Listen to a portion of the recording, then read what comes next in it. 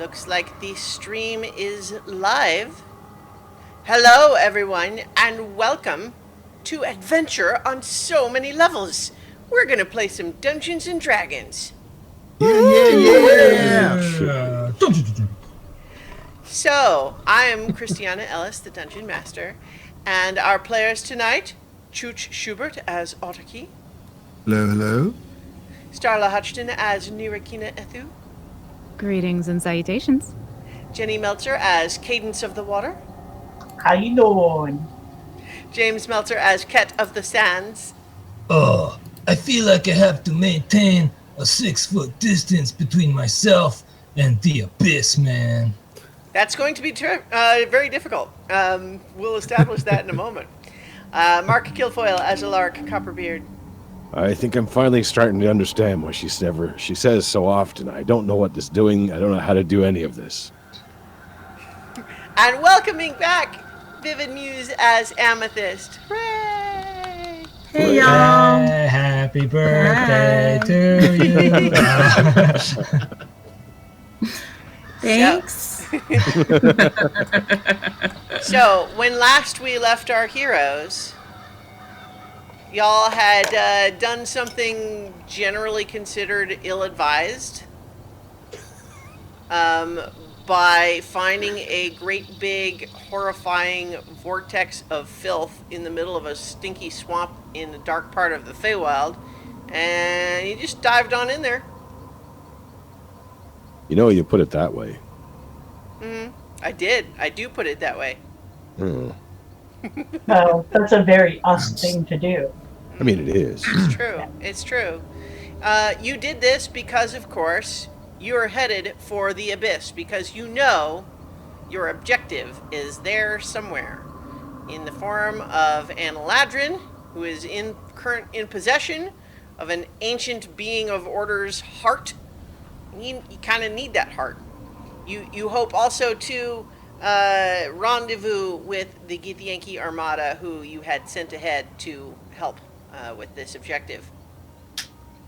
So we're going to pick up right where we left off, which is all of you finding yourself now being propelled along, submerged in this horrific, murky, rot-filled swamp water that is, you are completely submerged.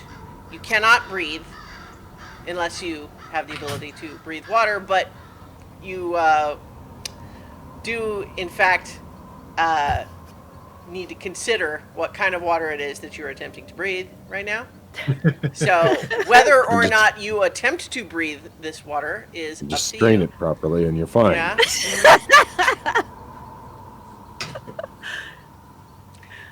So you are hurtling forward or downward or upward or along. It's a little bit hard to tell at a certain point.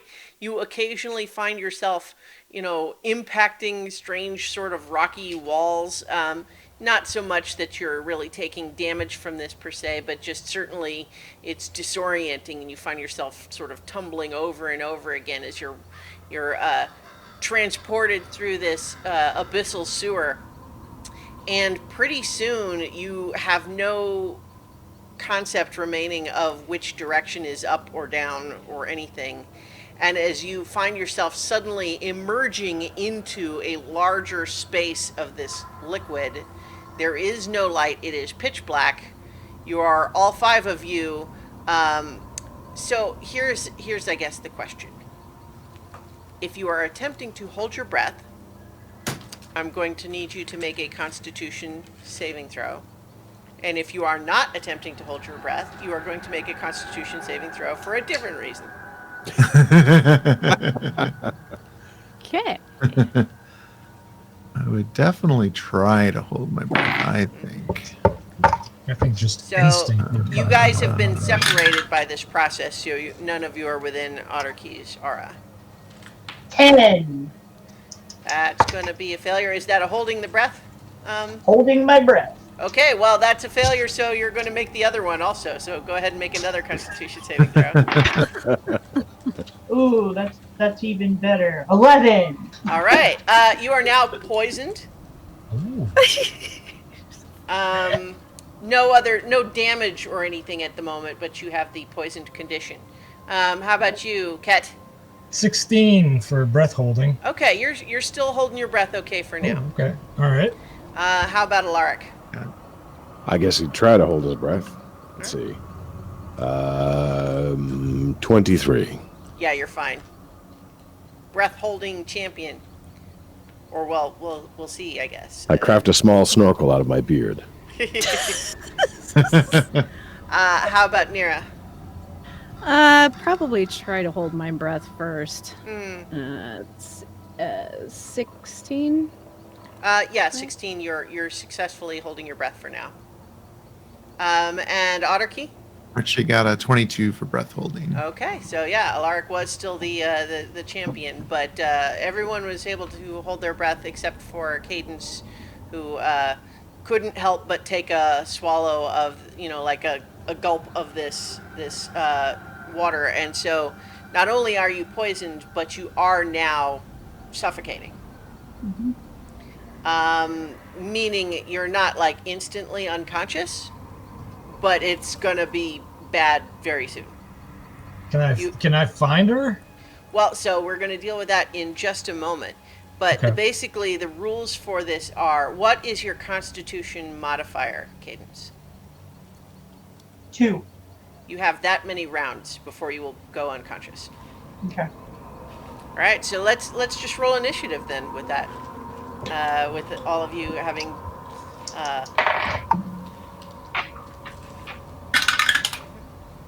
24. 10.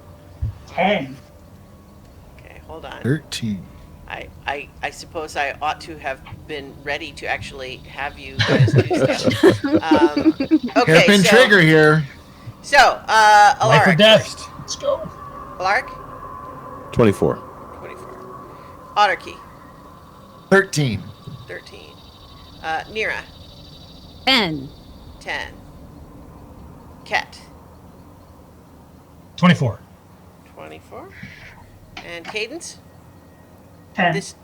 Was that with disadvantage? Oh, no. Yeah. Poisoned. 10. All right. Well. So, Well done. yes. Yeah, so, Alaric, you are up first. This water, it's not only dark, but it is so thick and murky and gross, you really can't meaningfully see more than about 5 feet away. You are completely submerged. You don't know where anybody is, and you don't know which direction is up. What do you do? Okay. Well, I guess I would try to swim, I suppose. Okay. Pick a direction and go. All right. I guess make an athletics check for me. 24. Okay. You managed to crash into someone. I think that you can tell once you have crashed into them that it is, in fact, Chooch, or Otterkey, rather. You've crashed Chooch into is weird. Otterkey. It's a really weird Yeah. crossover epithet. Surprise! I will try to grab onto whoever I happen to be finding. All right. Ket, you're next. Same situation. Can I? I can't see anything. I can't. You can see only just a few feet in front of you. You don't. Okay, And you don't is- see anything within that Okay. radius. Okay. Is Cadence? Can I see Cadence? No, she's not No, within okay. what you can see. All right. Oh, son of a bitch. Okay, I will. I will hold my action. Mhm. Until I can see Cadence. If Cadence comes into view, I want to cast Polymorph on her and turn her into a fish. Okay. Okay. All right. So you are holding position then for now? Yes. I'm Okay. holding position. All right. Otterkey, what's next? You have Alaric clinging to you, but otherwise you're in the same boat as everyone else?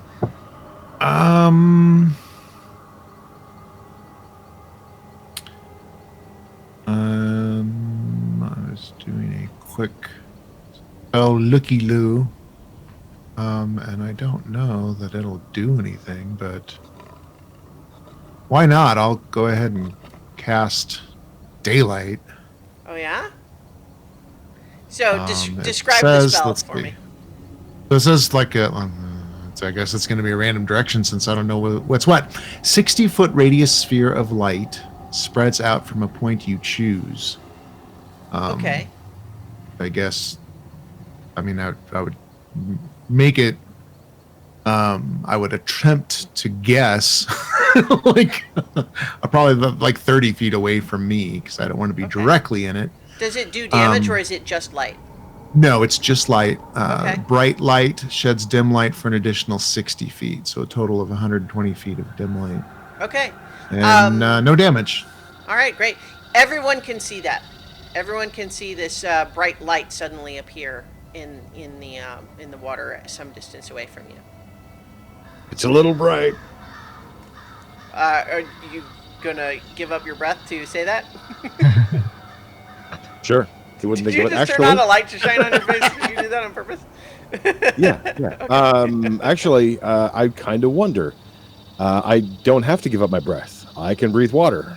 And I can also speak Kuotoan, probably, which is great carrying underwater. Right. All right. So Yeah. if you take a breath of the water, please make another Well, no. You know what? I was going to say it would be for poisoned, but you are immune to poison. Just tastes bad. Again, remind me. Immune to the poisoned condition, or just immune to poison damage? I am immune to the poison condition. All right. Well, you're good to go then. So that would be then your turn. And that makes it next. Cadence, your turn. You see this the bright light now. I'm going to cast Lesser Restoration on myself. Okay, great. No So longer I'm no longer poisoned. poisoned. You are still suffocating though, because you don't have anything to take a breath. But you're no longer at disadvantage on your Okay. checks. Okay. Are you gonna So I move have- towards the light or go towards Yeah. the light? I have a question, Yeah. a mechanical question. Mm-hmm. Because we're underwater, and if we are holding our breath, how does that count for somatic components of spellcasting? Oh, you know what? That's a good point. Yeah, Well, if it includes speech. Actually, the Oh, vocal yeah. one's not somatic one. Somatic ones Yeah. are wiggling your fingers. Yeah, the somatic you can Oh, do, well, but the the vocal, vocal, yeah. yeah. Mhm. It says vocal, comma, somatic, so does it have to be one or the other, or is it both? It does mean both, but what I Okay. will allow is you can't do it while holding your breath, but if you have released your breath, you can do it. You Okay. can't hold your breath and do it, but you can still do it underwater as long as you're accepting that you're going to get water in your lungs. Yeah.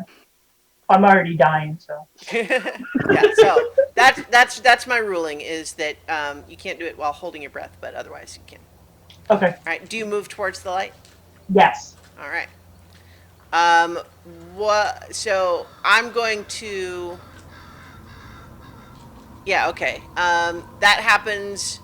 I will say that Ket, you do see, as you're looking at the light, you do see the silhouette of Cadence across the way, moving in that direction. Okay.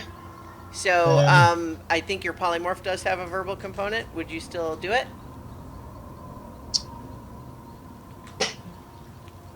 Yes, I would. All right. So, Cadence, you are what kind of fish? You guys want to make me pick a fish? I will. Could be I like- will polymorph. Catfish. Could be a shark or something. Yeah, I'll polymorph her into a catfish. No, I A will dogfish. polymorph her into. Can I polymorph her into an octopus? Yeah. Yeah. Okay. Could be even a giant octopus for stats. Sure. There we go. Giant octopus. Okay. Giant octopus. Oops. Hang on. Yeah, so if you want to look up the stats for giant octopus, I'm not Sure. going to bother. I did. Yeah. All right. Got it? But Okay. yes, so Cadence, you are on your way towards the light, and all of a sudden you find yourself transforming into a giant octopus. And now it's not so hard to breathe. The water is still really gross, but you are no longer struggling to breathe. And then so that makes it Nira's turn. I'm gonna go towards the light. All right. Yeah. That's it. I think that's all I'm gonna do for now. Okay. And then last, that I guess. Oh, that's it. So we're back up to the top of the initiative. I'm going to say though that all of you, as you are looking towards the light and seeing everyone kind of struggling towards it, there is a moment where all of you see the shadow of something else besides you guys that is heading towards the light. Of course. Yeah. So, Alaric. I'm gonna try to shield myself a bit from the light with my free hand and start to look around to see if I can figure out if there's a direction to go. Dun, dun, dun. Make a perception check. Okay, I'm at disadvantage. Oh, it was a natural 20, but a disadvantage it is not. It is a dirty 20. Oh, well, that's still pretty good. So I'm gonna say that like that was the threshold I was looking for. That you can see, despite the brightness of the light here, it's actually not that you see light coming from another direction so much as you recognize that the light being given off by this daylight spell, you can actually see that there is sort of a ceiling, it looks like, that is made of plant matter, but you are smart enough to interpret that is actually probably the surface, and it's just all the like lily pad like plants that are, covering the surface. But you see the light off of that, and so you know now which direction is up. I'll gesture towards it, and that way, I think that's the way out. And I'll yell it out. And I'll start to move in that direction. Actually, yeah, I've got a hold of Otterkey, but I can move at half speed, I guess. Yeah. Those of you who went through the whole Lake Elamon adventure have swim speed also. Oh, and I'll use my bonus action to move again. Yeah. So I move at normal speed, which is still slow. Yeah. So I'll say that you can get, with all of that movement, you can get yourself and Otterkey to the surface where you sort of come up out of the surface, and there's a moment like you can take a breath of air, but you're also like just covered with these like gross half rotten lily pad like plants that are all over you. Although most of me looks fine because it's mostly an illusion. All right, Ket, you're up. You've seen where Alaric and Otterkey went. I will follow them if I can. All right, yeah, go ahead and make an athletics check. Alex.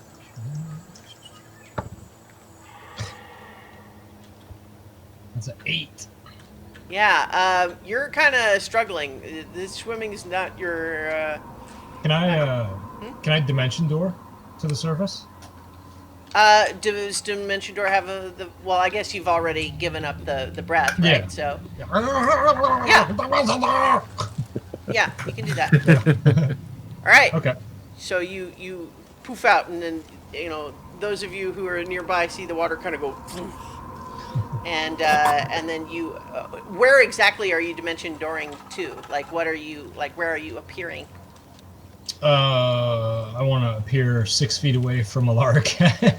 Okay, but like how high up? Like at the surface, below the surface? Yeah, just at the surface, like so I can like take a breath and just kind of like cat paddle on the surface. Okay. All right, so Otterkey and Alaric, you've just taken your first breath, and all of a sudden, more water and plants just get splattered all over you as Ket suddenly appears. All right. Otterkey, what are you doing? You're now like floating, although you're having with all your armor, you're kind of having to Yeah. work at That's why I it. figured we needed a hand. Mhm.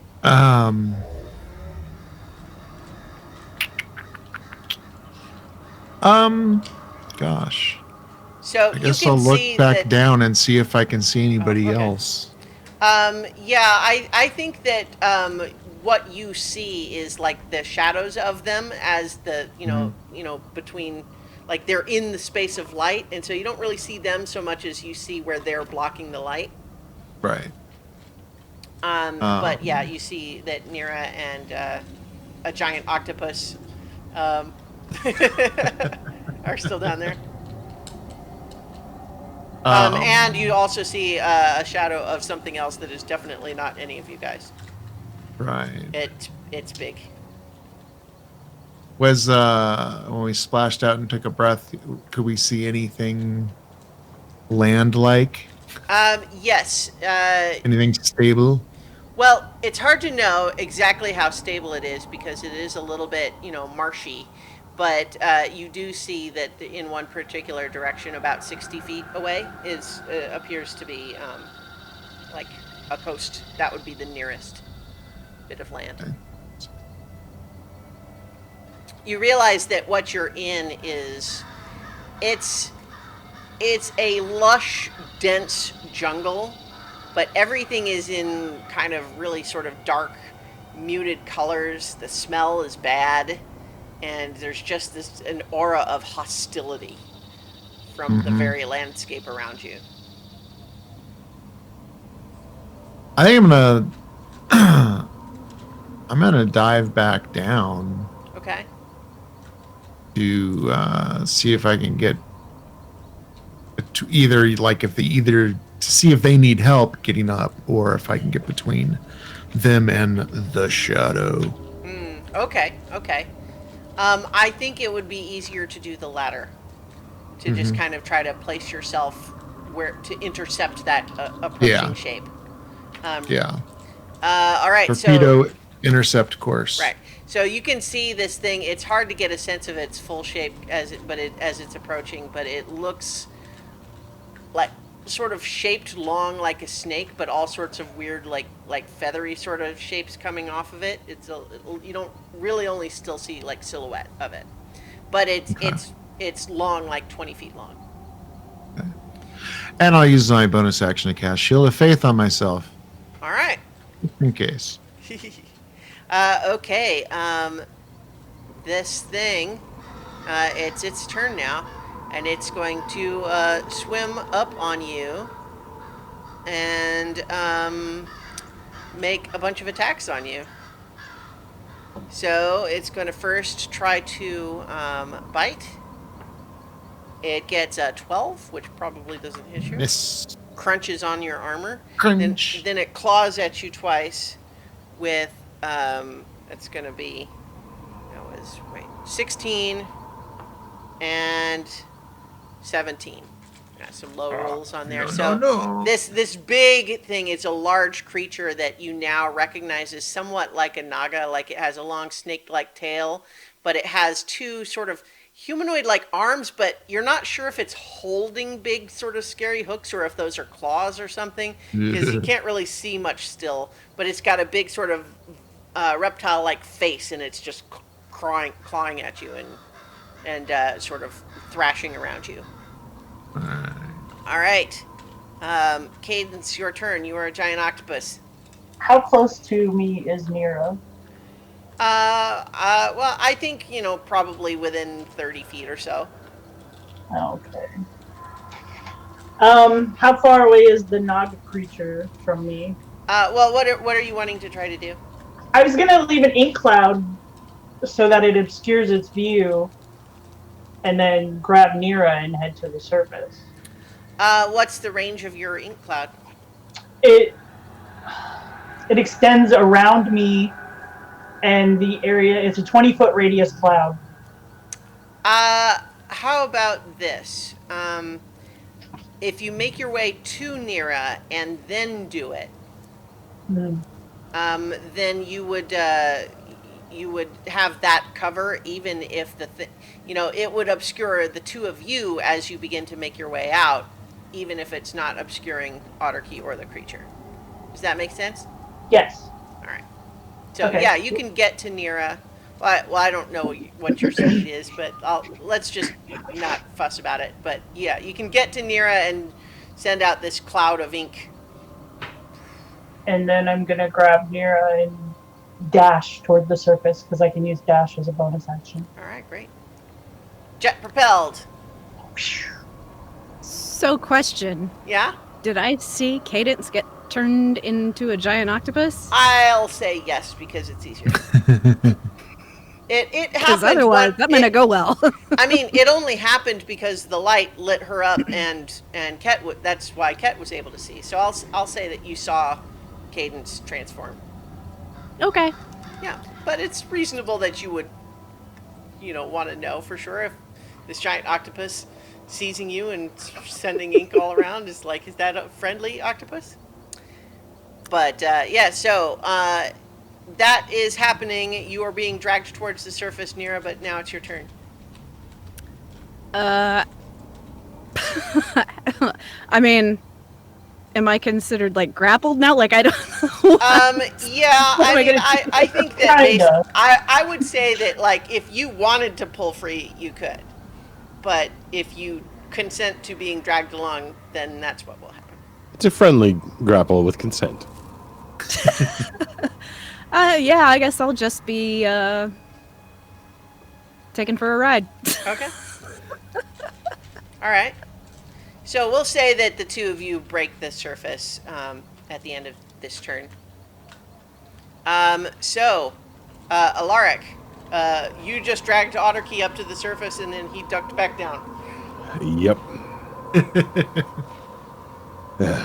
How far away is he now? And is he Not engaged with too the creature, or far. did it just sort of swing by him and then attack? No, it's thrashing all around him right now, so you can't really see much of what's happening, but you could get to him pretty easy. All right. Yeah, I'm gonna swim back down towards Otterkey, and I'm gonna yell at him in Kuoto, and the rest are above the water, you fool. And there's this creature is right there Yeah. menacing us still. Mhm. All right.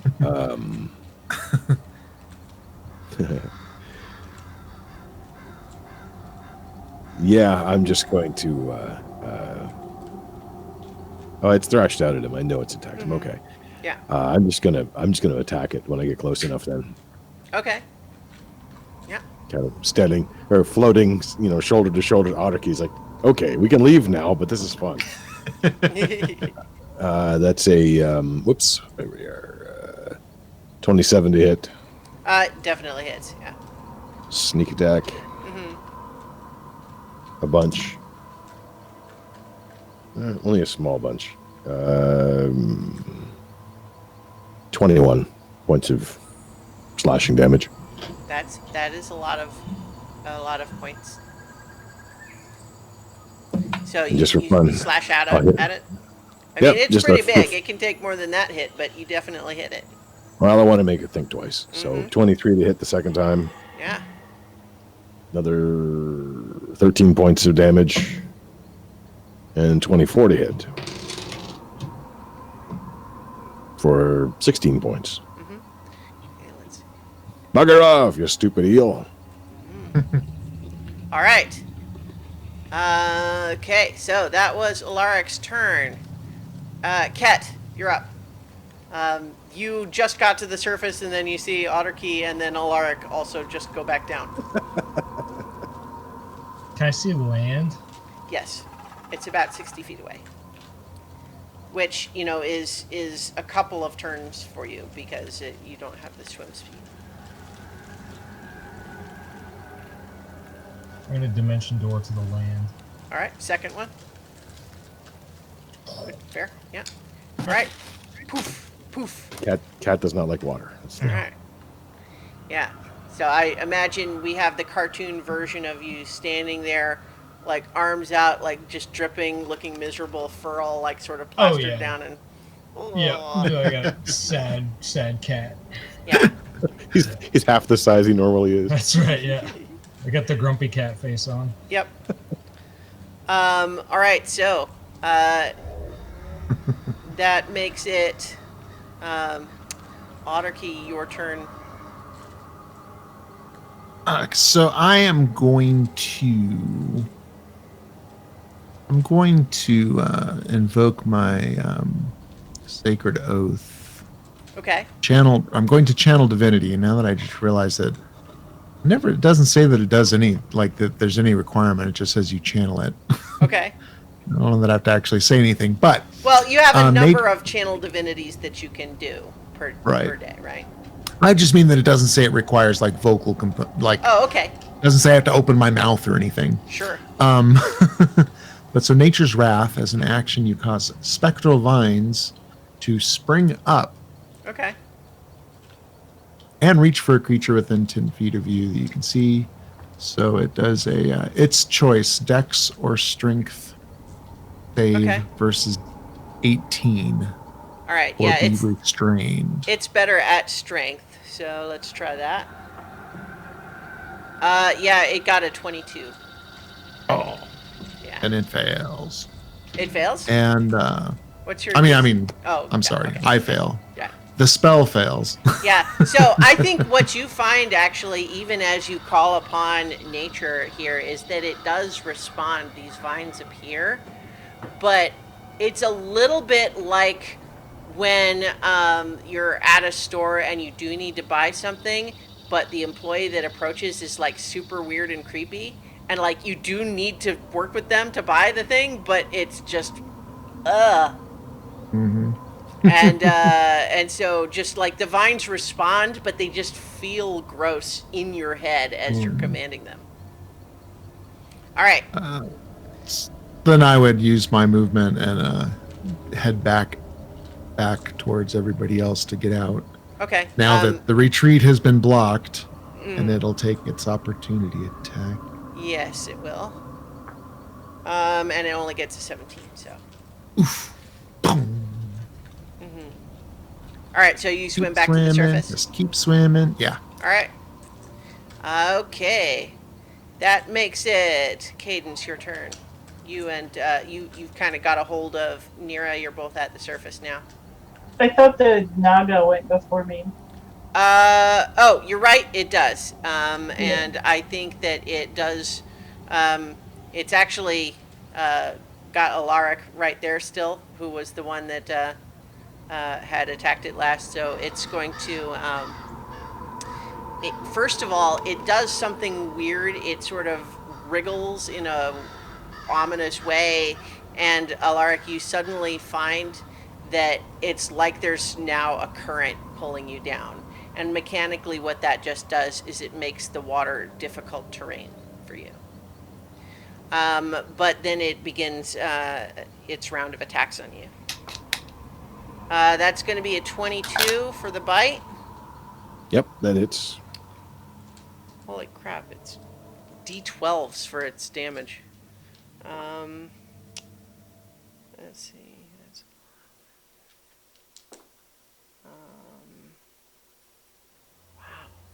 You may be mistaken. There was an S at the end of that. 20. Yeah, I was not mistaken. It does 32 piercing damage with its bite. Yep. And then the two claws, one is a 23 to hit. The other is just a 13. That one 13 misses, misses. I'm pretty sure. All right, and then the one hit is 18 slashing damage. Right? All right, that is its turn, and now it is Cadence's turn. Okay, so I'm going to let go of Nero. Mhm. And I'm going to swim dash back down because of Alaric going back down there. Get the hell out of here, damn it. I'm an octopus. I'll smack you with my tentacle. And I'm actually going to hit the Naga Okay. with my tentacle. Mhm. That is a 21 to hit. That hits. Okay, so that's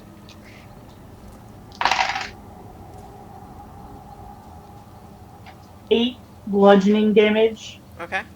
It is grappled. All right. So you've got it grappled. It's you also, though, as you approached it, found yourself in this same sort of current. So even though you have a swim speed, the water now has a current pulling you downward that makes it difficult terrain. Okay. So just from a movement standpoint. All right.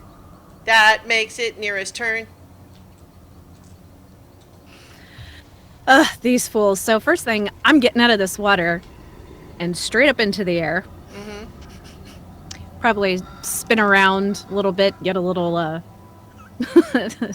knock the water off. Mm-hmm. And then I probably can't see anybody what they're doing, but No. I can see Ket, right? Yeah, he's over on the shore, about 60 feet away. And I'm gonna head that way. All right. That makes next is Alaric. You're up again. I turn with some frustration towards the octopus. Just get the hell out of here. Let's see.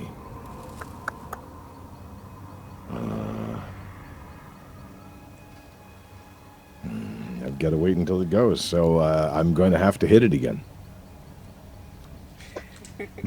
Does he get advantage if it's restrained or no? No, I'm actually at disadvantage because there's a friggin' Is light it around. grappled or is it restrained? It says it's grappled, but it also says until the grapple ends, the target is restrained. If it is restrained, then he does get advantage. Okay. Which is canceled out by the light that's still hanging around somewhere. Yeah. But I will strike 25 to hit. Hits. Oh, I have an ally next to me. That's cool.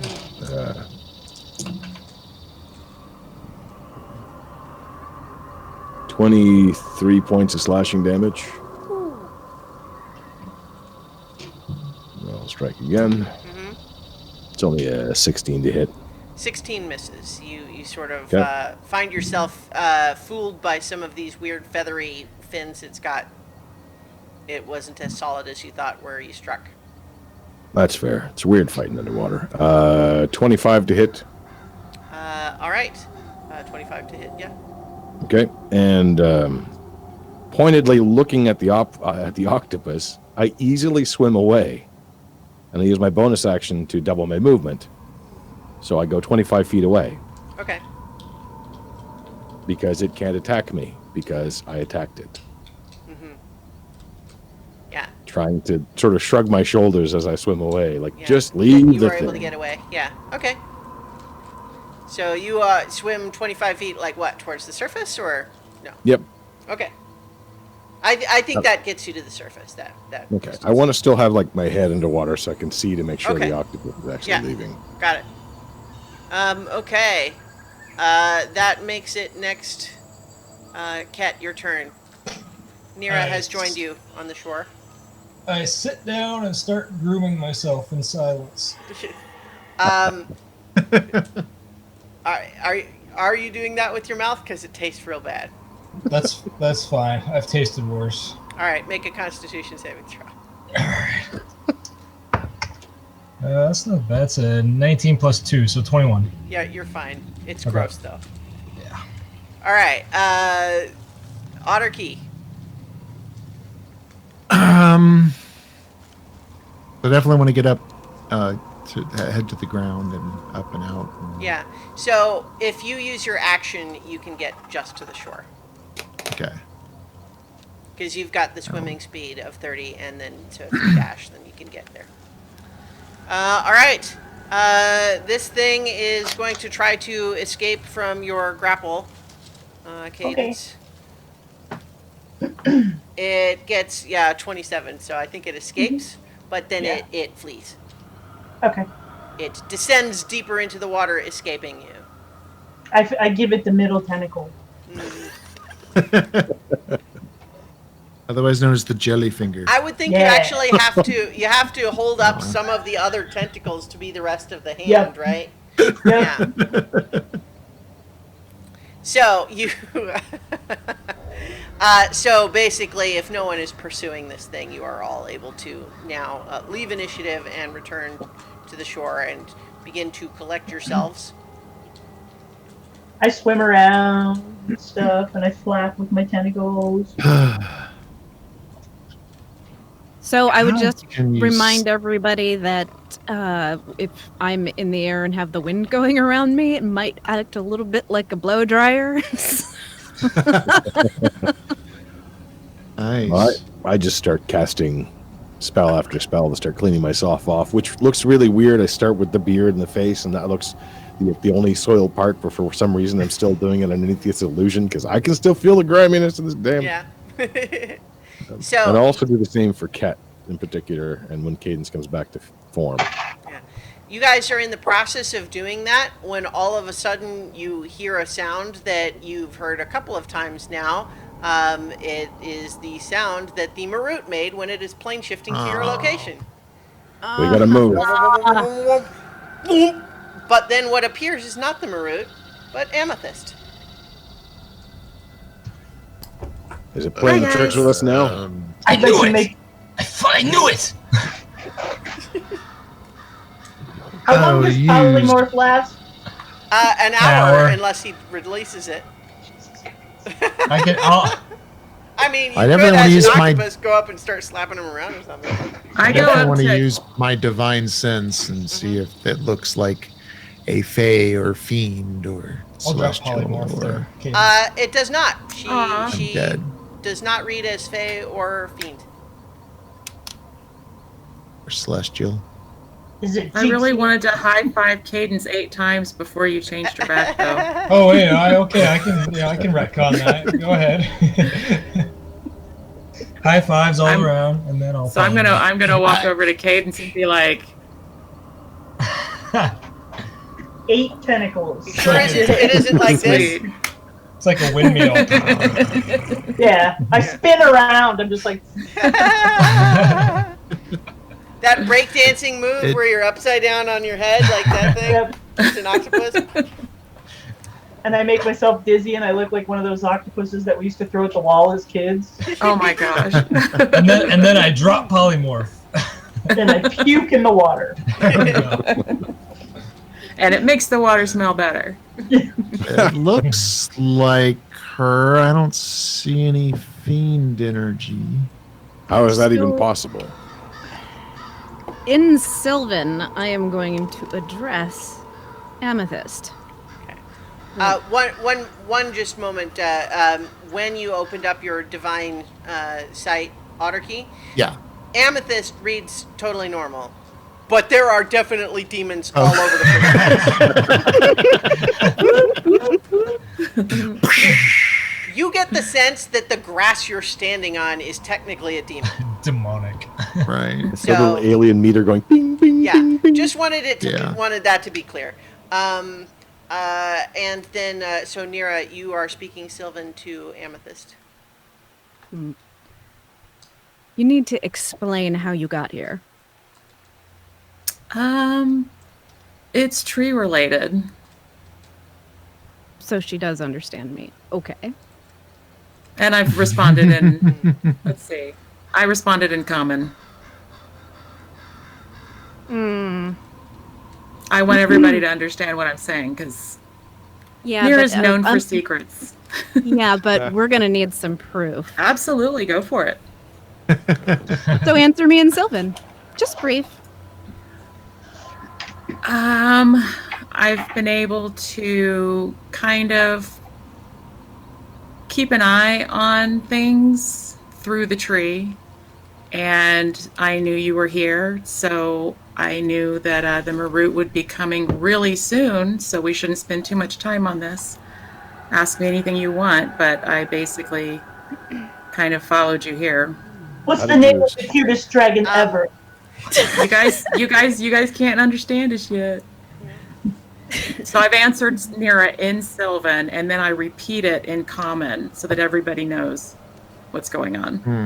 Then I ask you that question again. Okay, what was the question? What's the name of the cutest dragon ever?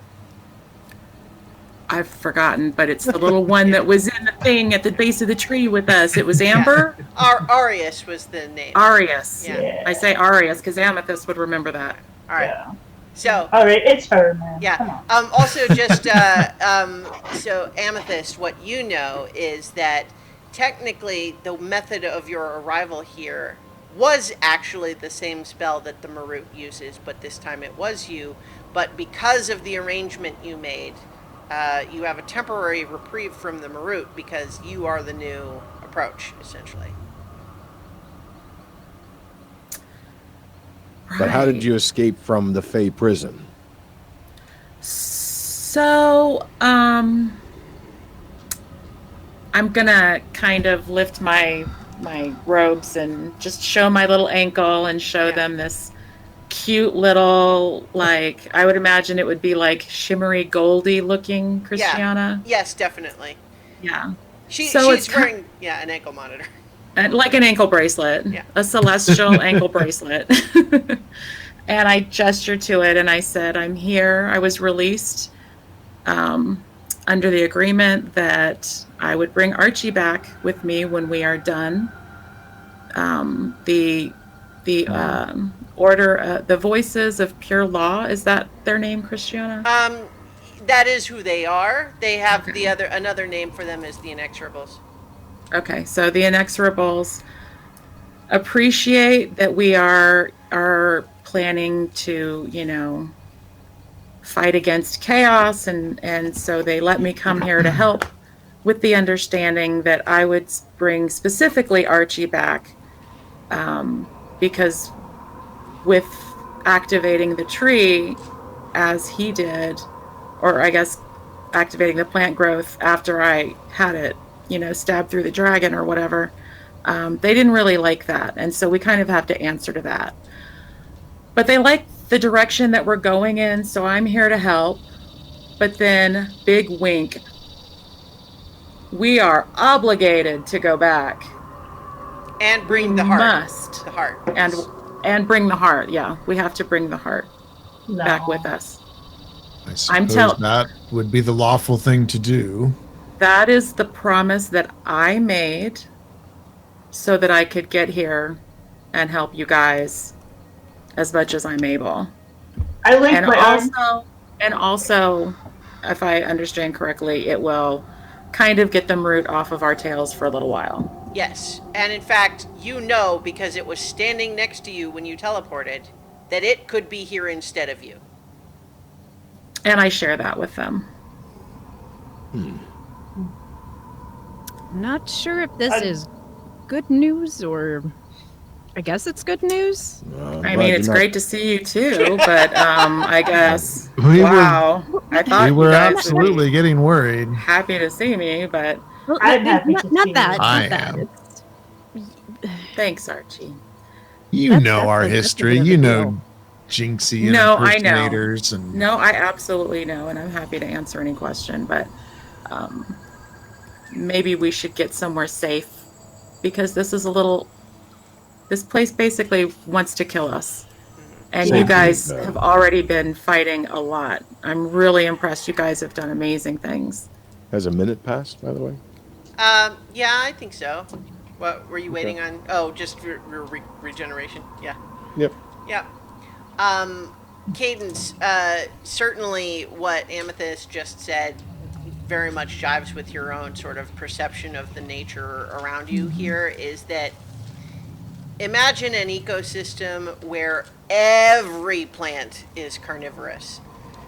This more so than even the normal natural world, this jungle is a constant battleground where every single piece of living matter is trying to kill everything else. And just imagine that every single Insatiable. living thing wants to be the only living thing and kill everything else. Okay. Alaric stumps over to Amethyst, is concerned and sort of annoyed look on his face, typical look on his face, really. Looks up at you. And swiftly hugs her around the center. I really hope it's you, because I would really hate to mess up that beautiful face. Well, I put my arms around him and I hug him back and I say, "It's me. Please don't hurt my face." So, Amethyst, I have a question.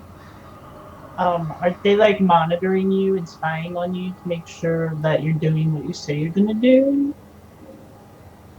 Christiana, what does Amethyst know? Unclear. You know that they can find you. You're not sure 100% whether they can literally like see and hear everything you're doing, but they definitely Yeah. know where you are. Yeah. So that's So, my answer. and it might even not be a matter of they can tell where you are so much as they can go to where you are, right? So, essentially, the agreement was if they feel like you've reneged on the deal, the Marut can go straight to you because of the bracelet. And I share that. Okay. So, I think that we probably shouldn't talk about, any plans just in case, so that we have time to do what we're here to do. I mean, luckily And we that's- rarely make plans anyway, so that's Right. Yeah, part of it, of whatever. course. The one other There- piece that you might share with them, Amethyst, I mean, you decide if you would bring it up, but that specifically it was Grandmother Praxis that negotiated this whole arrangement. Yeah. And I've got news on Mellicamp too. But again, I feel like we need to get somewhere safer. She's okay, but let's just get somewhere safe. Does anybody And, have any inkling which way we should go? Well, on that Oh. note, I would like to fly straight up Okay. and see what I can see. All Don't right. get too far away. She's already gone. So Someday we'll learn about her.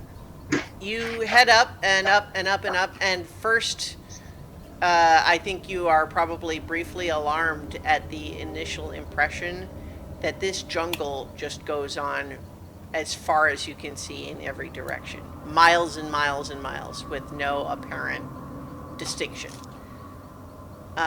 Beyond just like, oh, I guess there's a little more trees over there and a little more water over there and that sort of thing. But otherwise, it just seems to go on to the horizon in every direction. But that's just sort of your initial impression. Go ahead and make a perception check for me. Okay. You said perception? Yeah. Come back. The sky has sort of an awful, like, greenish tinge to it. And that is a 27. Oh, that's pretty good. You do see that there is one big area that there's no trees for a big wide area, so you know that could be theoretically it could be like a lake or a big body of water, but you also feel like you're not seeing the sort of like most of the other places where you see water, there's sort of like a mist hanging over it. But you see one big area a ways off that looks like there's no trees there, but it also doesn't have that mist. Could be a big crater.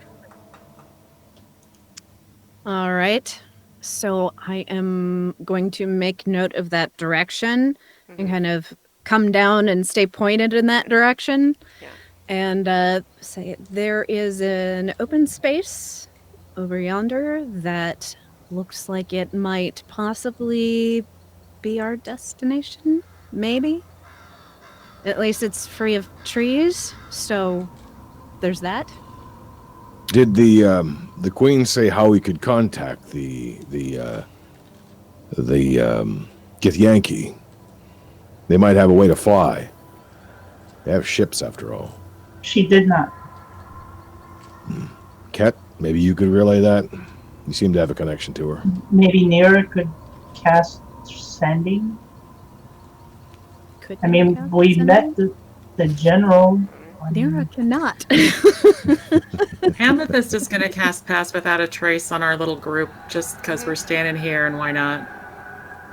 I'm going to say that as you start making yourself aware of the nature around you in order to cast that spell, you actually find that there is already something approaching you, and everyone roll initiative again.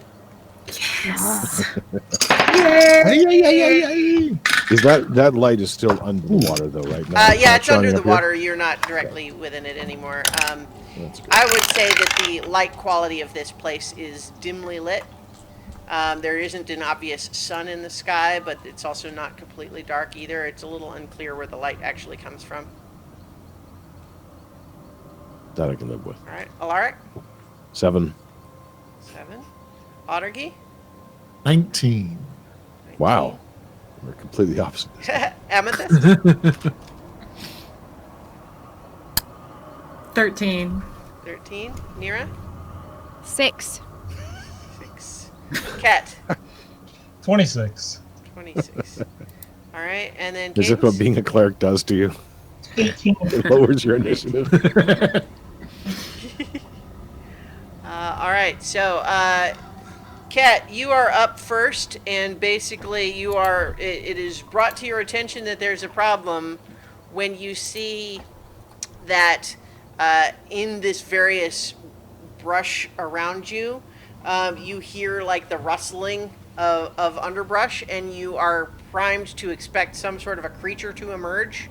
When in fact what happens is that 2 of the giant shrubs actually just lurch out of the tree line into the clearing with you guys. And they are basically like these big sort of almost like 8-foot tall big bulbs, like with like imagine like a cancerous tulip bulb with all sorts of weird little pods and boils all over it that is wandering over towards you on snaky root like tendrils, and there are 2 of them coming out at you, but you have the opportunity to go first.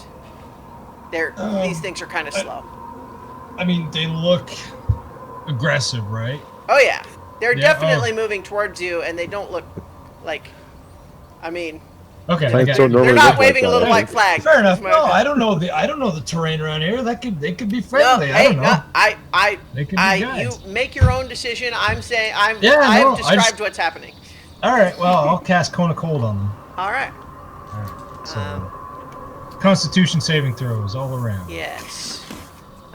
So that's going to be a 19 and a 7.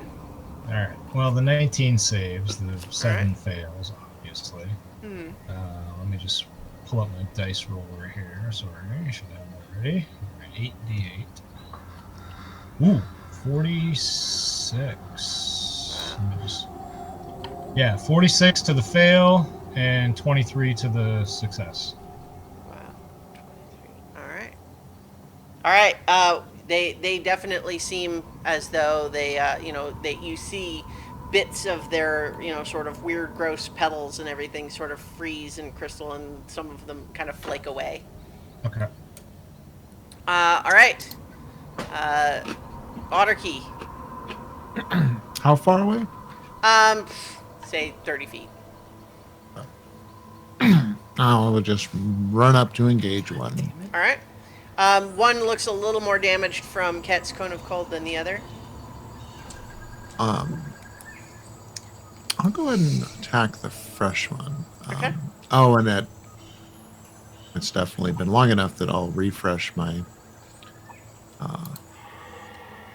Shield of Faith as a bonus action first on my way over, and then shwing a ding a ding a ding.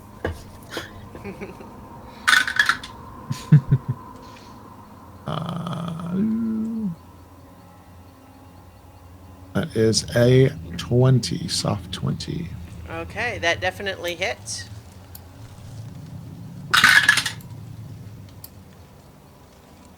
That's 20 points. All right. Oh, wait, no, sorry. 20 points of slashing All right.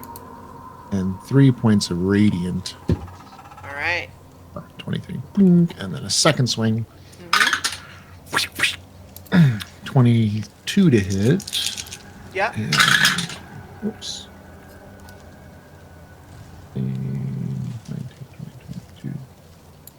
29 points.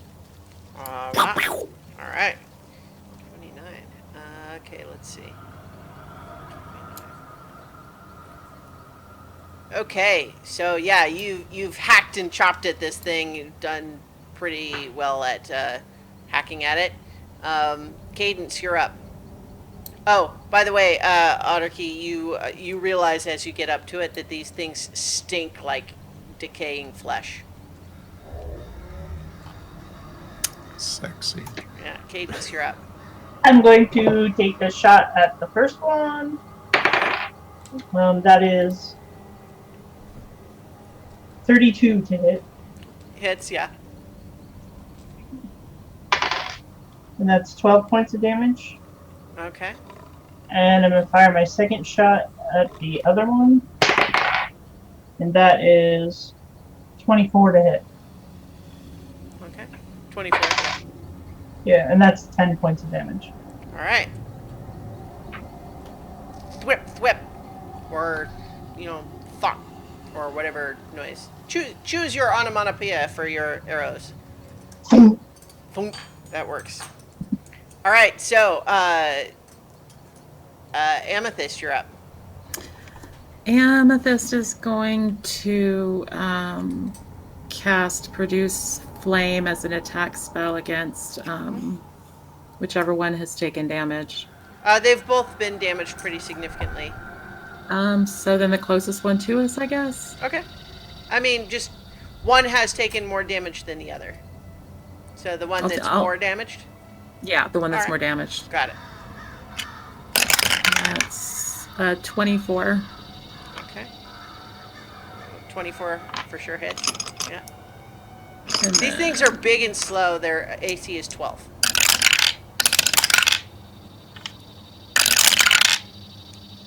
$14 points of damage.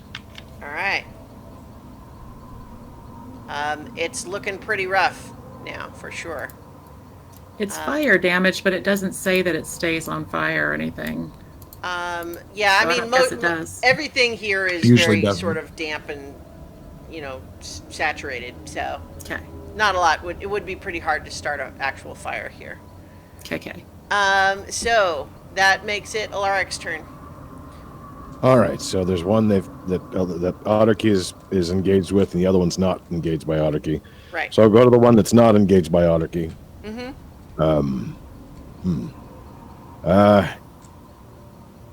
Feel the might of Rishama, and I will cast Sacred Flame. Okay, nice. And that's a dexterity saving throw, right? It is. Yeah. Okay. It rolled a natural 20 That's fine. for 22. I I'm figured out just eventually. laughing because I think that's exactly what happened last time. Is that when you tried to use your spell, it rolled a natural 20 on its saving throw. Yep, and he's got the same reaction. I'll figure it out eventually, and swings the axe as a bonus action. He's the only one near it. It just somehow its abyssal luck just forced it to kind of lurch out of the way just at the right moment. That's fine. I'm still working on this stuff. That's a 19 to hit. Okay, hits, yeah. Let's see. 16 slashing damage. Chop, chop. All right, Nira. And actually, I will move. Okay. I'm going to move in such a way where I'm away from Otterkey, so it doesn't get. So it looks like it hopefully will go after me. Okay, sure. You do that. Nira. So after hearing that little display, just kind of Well, okay, here's the thing. What I'm sorry, I don't want to tell you your reaction, but what I want to say is you actually recognize he did it right. It just got super lucky. He didn't do it, but he made it weird by like yelling the thing. Okay. And that Oh, was- that's okay. That's fair. Yeah. So it's like it was a good try, but kind of weird. And I'm gonna cast Sacred Flame myself. All right. So it's going to make another dexterity saving throw. Yep, 19. It's only got a +2, but it did actually roll a 17 for a total of 19. How? I hate this place.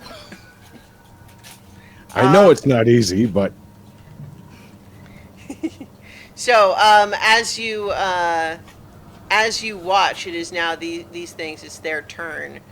Both of them seem to do like this weird sort of like pulsing motion, like almost like like it's swallowing, like something that was in this upper pod that's kind of being like swallowed back down into the rest of it, and you see it actually heal itself a little bit. Not like a lot, but a little. Both of them do that. But then they are also attacking.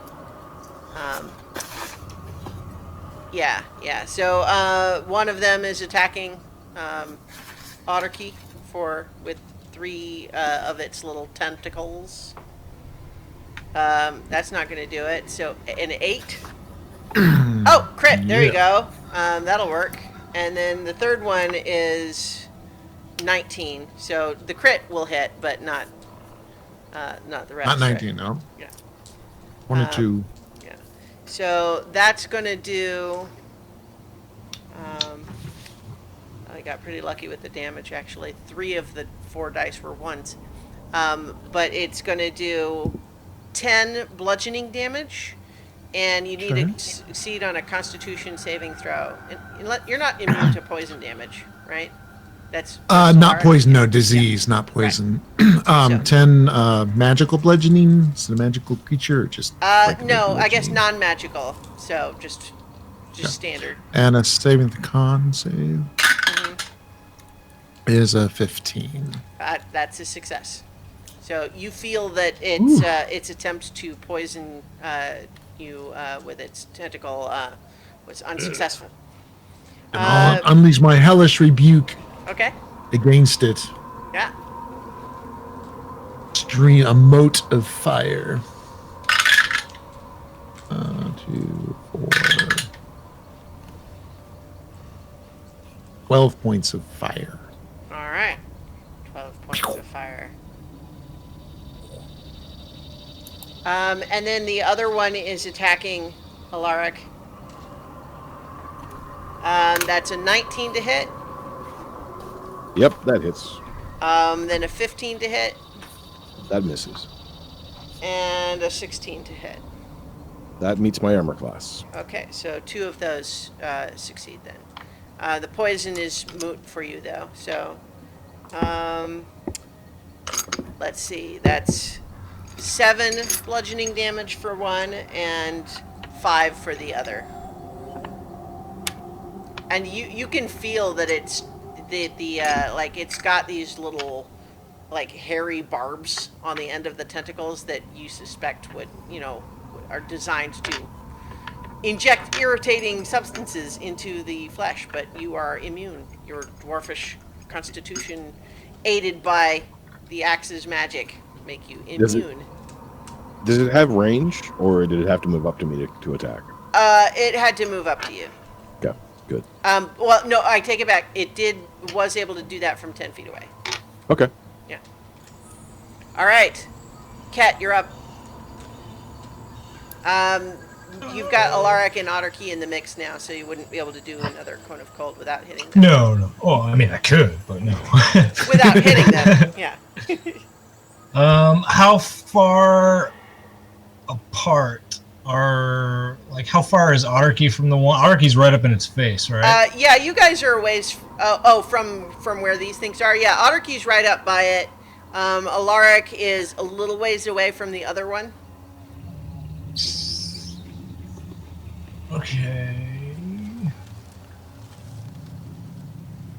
Let me see here.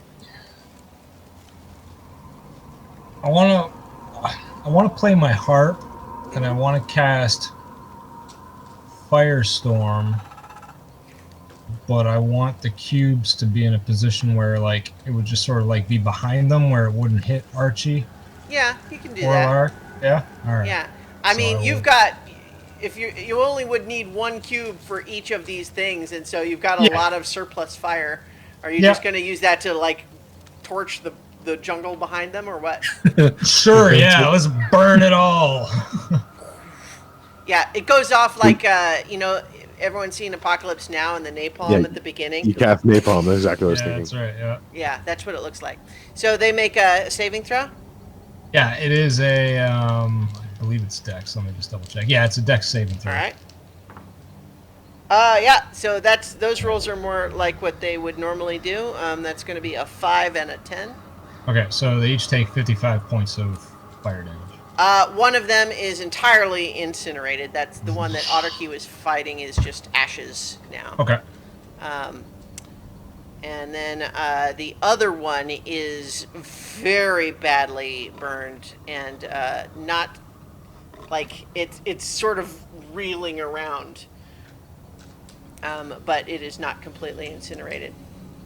Gotcha. You see that this weird sort of bulb is kind of spasming as it staggers around. All right, Otterkey, you're up, but the one that you were fighting is incinerated. You could go help Alaric with the other one. Absolutely. Pivot and charge it. And no spells, just hack and slash.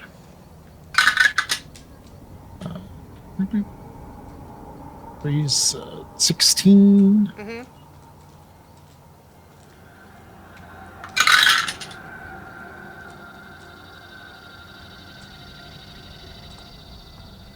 Wait, 1, 2, 3, 4, 5, 6, 27 points. So how do you finish this thing off? Bing. I like to think of the grassy as like a weed whacker. All right. So you Little off the top. you twirl your silver sword, slicing through it, and as you cut the top off of this thing, the outer layers of this bulb just sort of collapse outward, and you realize that held in it, like an enormous sort of pitcher plant that was full of something, it's revealed several rotting humanoid corpses that are just they're in the goopy liquid form of their decomposition, and they just slurp all out all over the place. Wow. But the plant is definitely dead.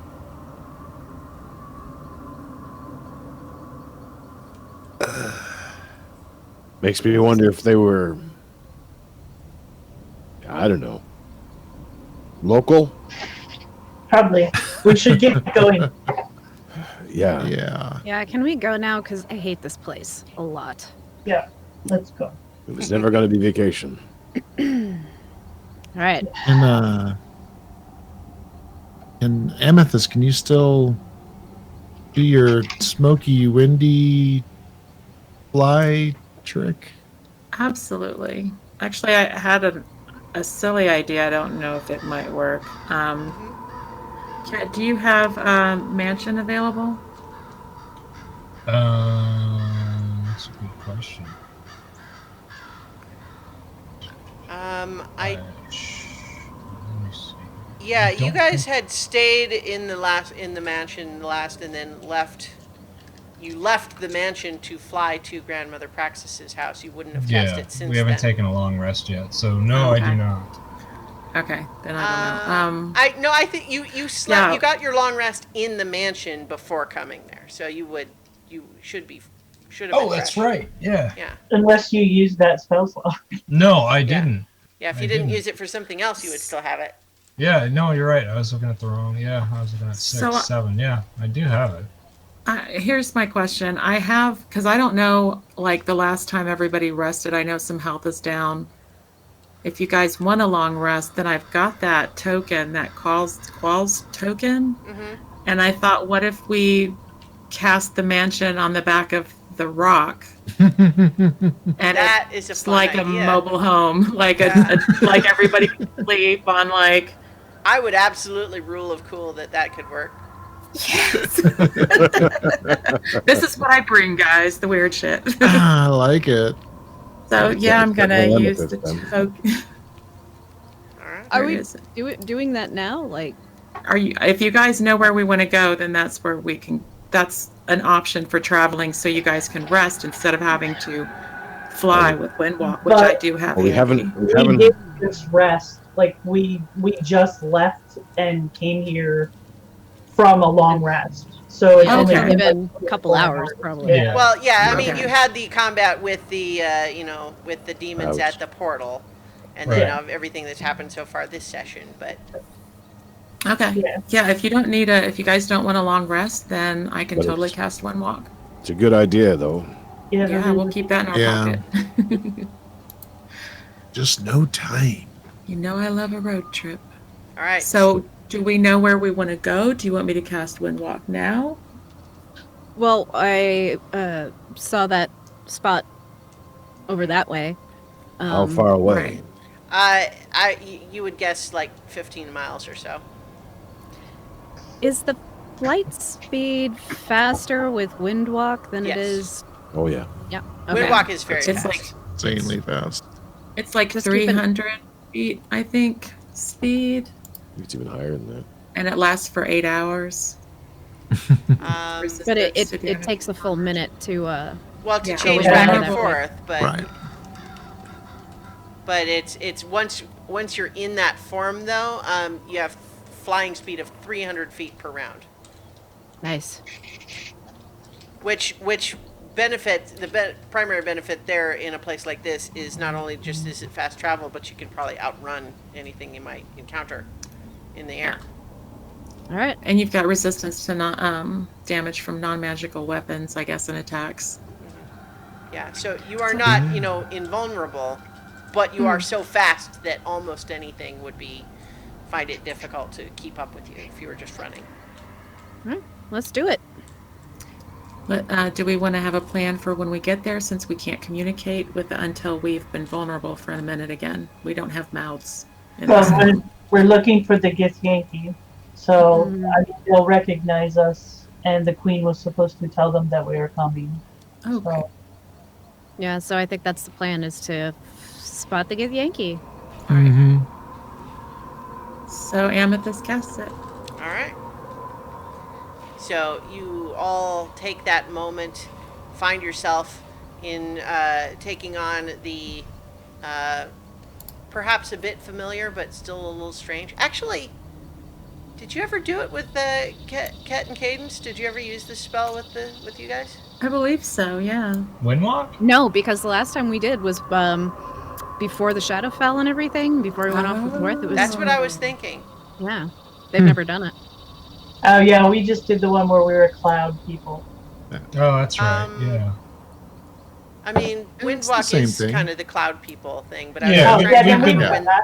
Huh? Yeah, we've Yeah. been Gaseous- clouds, yeah. We did that a couple Yeah, the times. gaseous form. I Yeah. couldn't remember when that would have been, but it's fine. We did it in the Oh, plane of yeah. air. You did it. We were cruising over towards the mountains. Yeah. We did it in the plane of air too. Yeah. Okay. I thought we yeah, were that's birds in the plane of air. right. You did a couple of different things. Yep. Yeah. yeah. Wait, it doesn't matter. It all blends together. You were birds when you were assaulting the Githyanki ship, but Hey, If anyway. you're a bird, I'm a bird. Catbird. So, yeah, take your seat. Okay, you all find yourself transitioning into this strange but somewhat familiar misty form, and you are all able to easily rise into the air and float your way across this horrid jungle landscape. And as you are, I would imagine you're not too far off the ground, but I mean, I guess you tell me how far off the ground you would be trying to be. I mean, wouldn't it Probably be good if we could see better? Yeah, Yeah, I'd higher. probably go up a bit higher.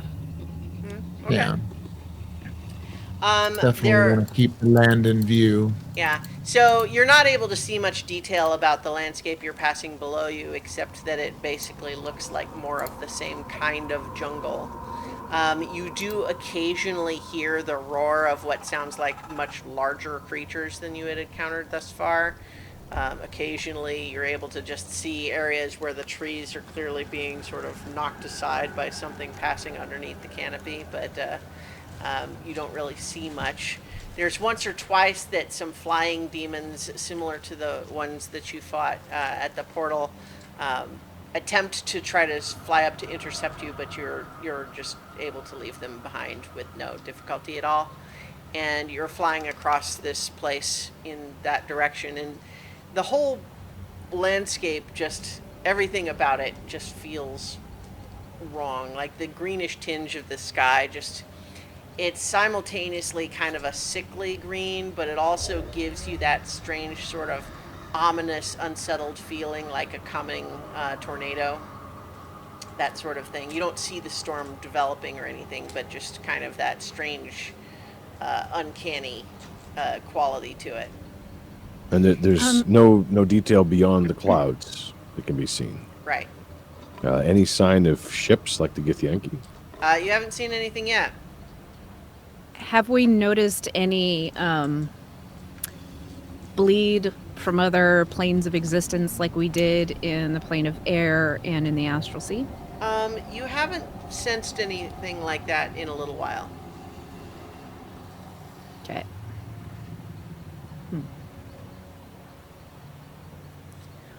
But you're making your way in that direction. You're gradually getting closer to this area.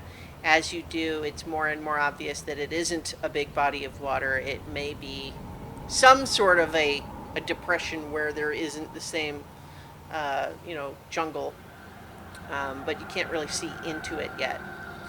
But as you are starting to get close and realize that there is sort of a barren rocky crater that is somewhat familiar in just its general landscape, Nira, you also, let's have everyone go ahead and make a perception check. 23. Nice. 23. Seems 26. All right. Ooh. 10. Always for like 3 points. Cadence. Brother is the one- nines, yeah. Yeah. Cadence is the one that spots the crashed Githyanki airship that is near the rim of this crater. I will wind gesture towards the area and point it out. Okay. So, pointed out, you are all able to see that there is clearly the wreckage of a Githyanki airship that has been brought low and seems certainly unflyable in its current state. Does it look like there's anybody there? You'd have to get closer. I'm going to start moving. You in that don't see direction. anyone from Whoopin'. that height. Yeah, moving closer then. All right. You make your way in. As you're getting close, are you trying to be stealthy in your gaseous form? Sure. I mean, I'll say you can make stealth with advantage. Anyone who's actually going in close. Oh man, I rolled really, really badly. I rolled really bad both times. 19. Okay. 18. Is everyone going in or just you two? I'm gonna stay back. All right. Just look smart. I'm not going to go back. Stand back. You guys find yourselves unobserved, but what you see is that the wreckage is not only clearly a lot of damage come from it crashing to the ground, but it seems like there's also a lot of scratches and gouges all over it from in addition to that you don't know for sure, did that come before it crashed, maybe perhaps leading to the crash, or afterwards. You don't see any sign of any Githyanki, and in fact, there don't seem to be any actual obvious possessions or belongings of any crew there. But what you do see is a few minor demons that seem to be poking around the wreckage sort of forlornly, like they got there too late or they weren't brave enough when the primary looting happened. What do they look like? They're big. They're sort of vaguely humanoid in shape, but sort of pudgy. You can smell them even as a cloud. They look pretty wimpy. They don't seem like a serious threat. Okay, I will start to head back up. Yeah, sure, I'm gonna head back.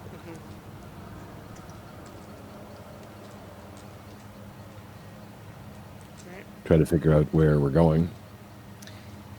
How far would we be from like the tree line or cover of some kind? I would say you're about maybe 150 feet from, like the crashed ship is about 150 feet from the rim of the crater. So certainly, like at this point, like going higher above that ship, you can see into the crater, and it is in stark contrast to the rest of the jungle around it. It is sort of barren and rocky and sandy inside. And you don't see any sign of movement from it inside at the moment. But it's also very big. It's like easily a mile across. I want to fly over the crater. Like, kind of, I want to get a sense, like, I want to get a better look at, like, where the center would be. All right. What is everyone else kind of following? It's like Yeah. Nero just kind of took off in that direction. Yeah, I'd definitely follow. There'd be a string of courses in Dwarven, but nobody could hear them right now.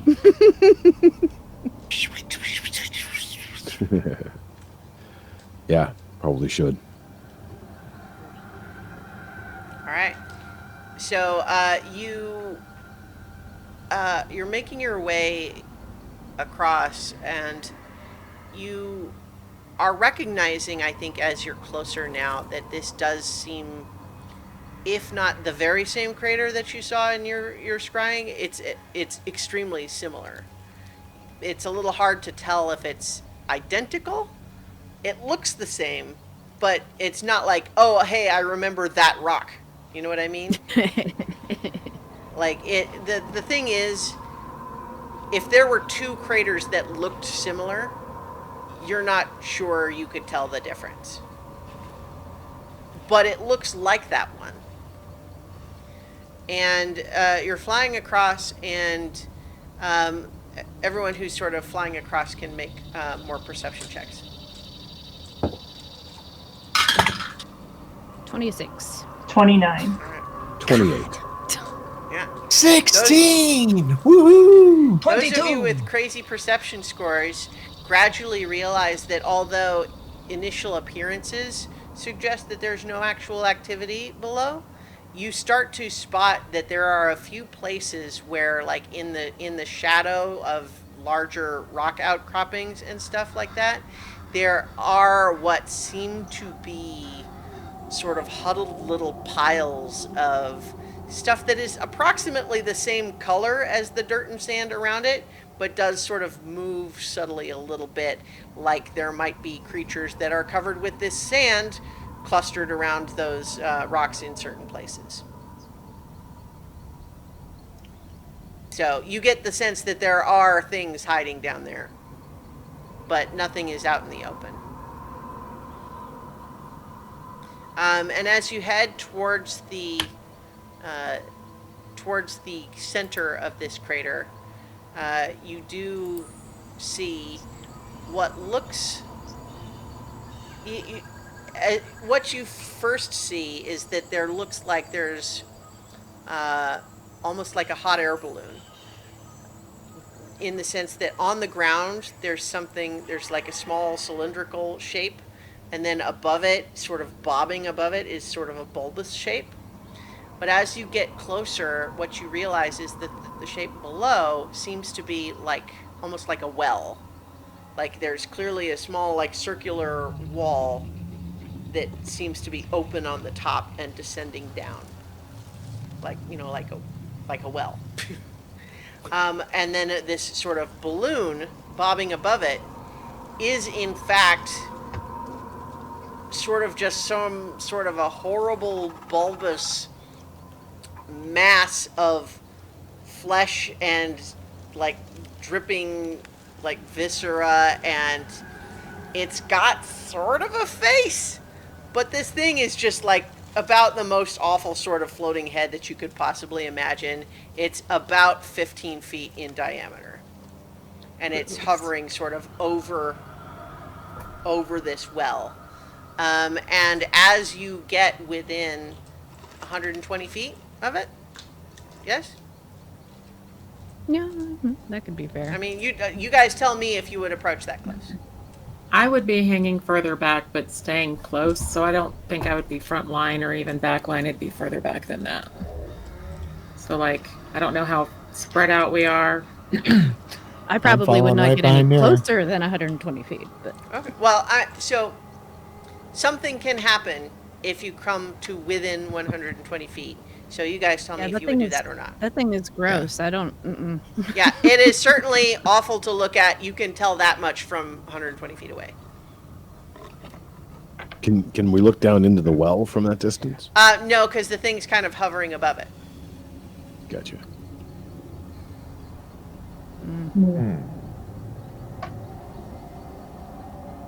Is there any sign of any other creature on the ground?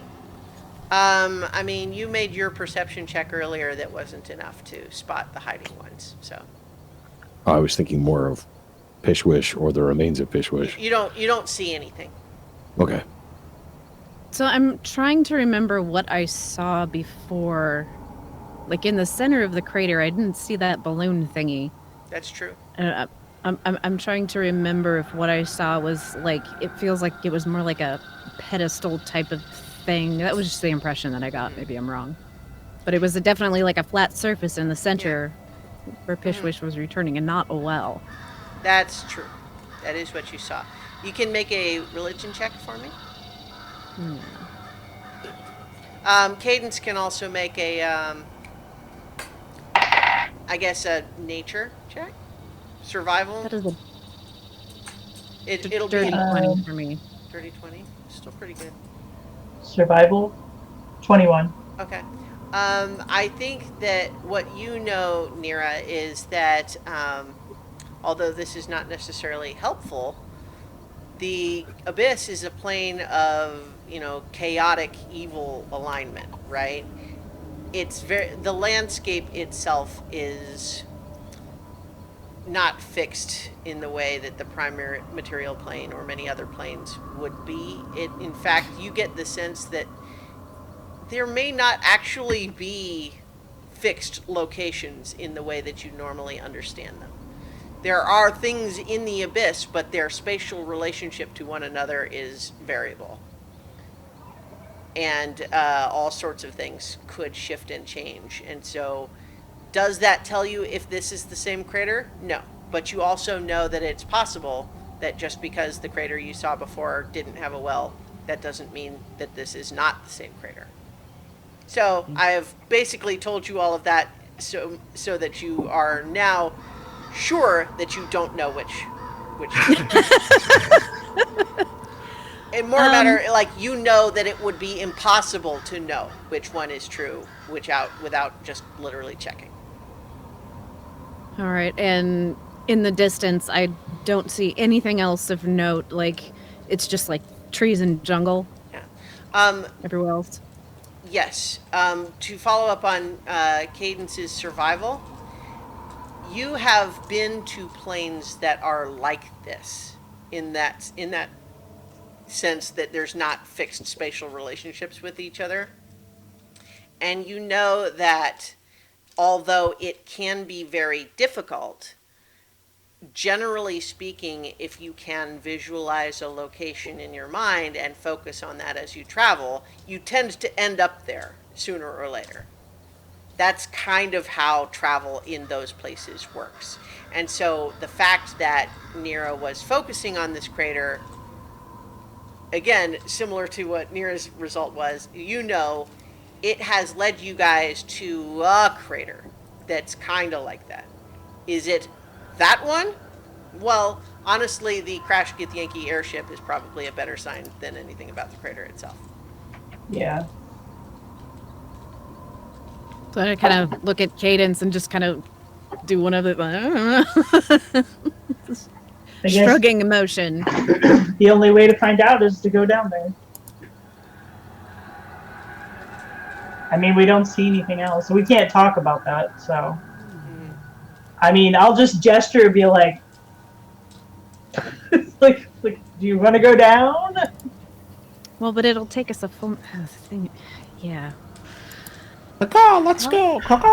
The problem with all this is that it takes Thaumaturgy. us a full minute to return back to the form where we could do anything. Well, I mean, we could pull back a little bit and land and turn back into ourselves before we approach this big bulbous thing. This was the pre-discussion before we turned to vapor of what we're going to do on the other side. Yeah. What's the tried. diameter of the crater? Like, what's the length we're looking at? Like, if we went out on the edge. I said like a mile across before, but I think that's actually Mhm. too small. It's really more than that, like maybe 5 miles in total diameter. Wow. All right. I mean, maybe we just fly down the well. I don't know. Who wants to be impulsive? Let's do it. I'll do it. Squirrel suit.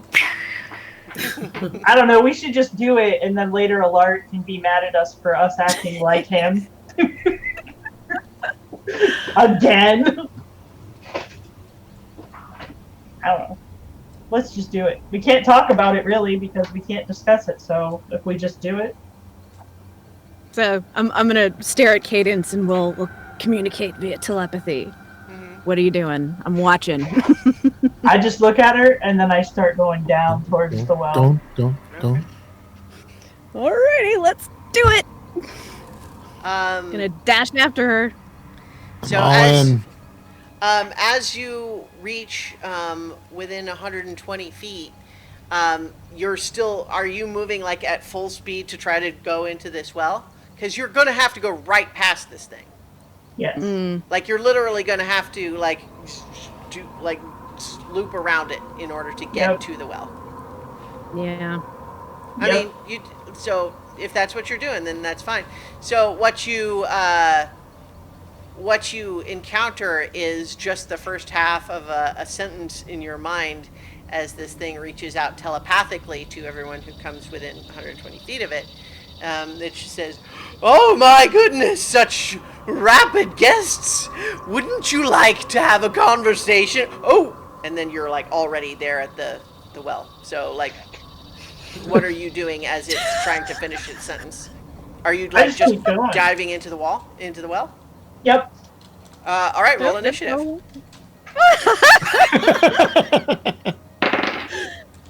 Oh, 15. 7. All right, 7 and 15 and 12 and Alaric 10. 10. All right, Amethyst 19. 19 and Ket. 10. Your favorite. All right. So, Amethyst, you are first up. Were you? You weren't part of this team that was just kamikazing in, right? So No, I'm behind everybody and I'm following them. right. So, That's what I was doing. how far do the rest of you feel like you would want to have been? Would you have stayed outside this 120 feet while they are just dive bombing? Not a chance. The only Okay. person I know who actually knows where this place is Nirkina. So, right. and I'm not moving around in my sight. All right. So, I mean, were you dive bombing in with them or no? Trying to catch up. Yep. Okay. Well, so Amethyst is first, but I guess I'm just trying to establish where everybody else is. So, Amethyst, where are you wanting to start this? You can kind of just decide. I'm just going to keep heading.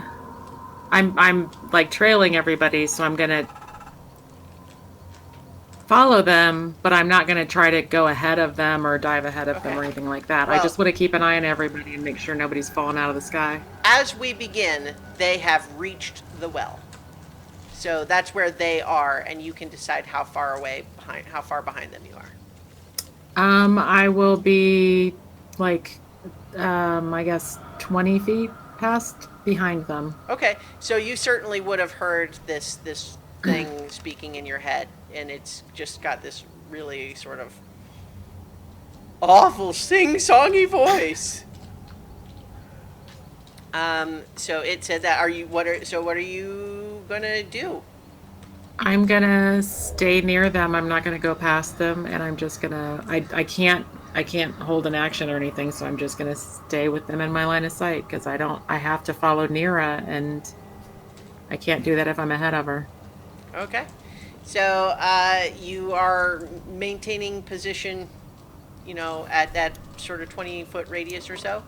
Yeah. All right, Cadence, you have reached this well thing, and this thing has been trying to talk to you, but you zoomed past it. I'm gonna land on the lip of the well and start turning back into myself. Okay. That's going to take a full minute. I can't talk to it if I'm a cloud, though. It spoke to you telepathically. You can reply telepathically. Okay, I'm gonna reply telepathically after before I start that thing, and let it know that we can't do anything because we're clouds, Okay. and that we have to get our form back. What do you say telepathically? I say we'll talk as soon as we are able to get back to our true form. Excellent. I await your corporeal forms. I think all of you hear that, even though you didn't necessarily hear what Cadence said. You all hear the reply. All right, Otterkey.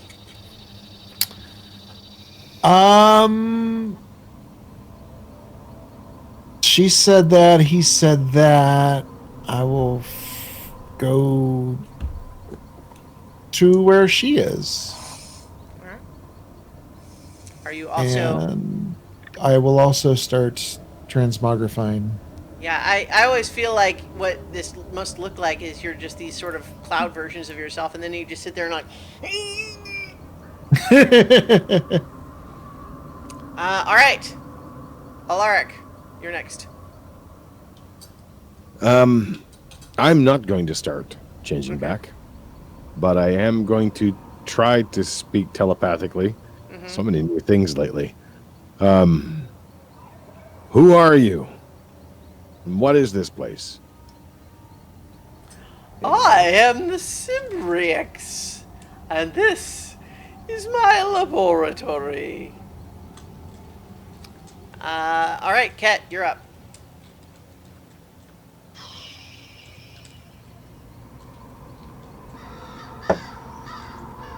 I will start changing back into my corporeal form. All right, are you like going up like to the well? Yeah. All right. Oh yeah. So, here's the thing. Like, if that's what you're all doing, we don't really need to be in initiative. It was really only if you were going to try to do something other than have a conversation, right? So, but on that note, what are you doing, Nira?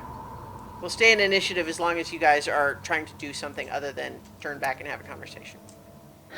I am going to look inside the well. Okay. See what I can see. There is magical darkness inside. Oh.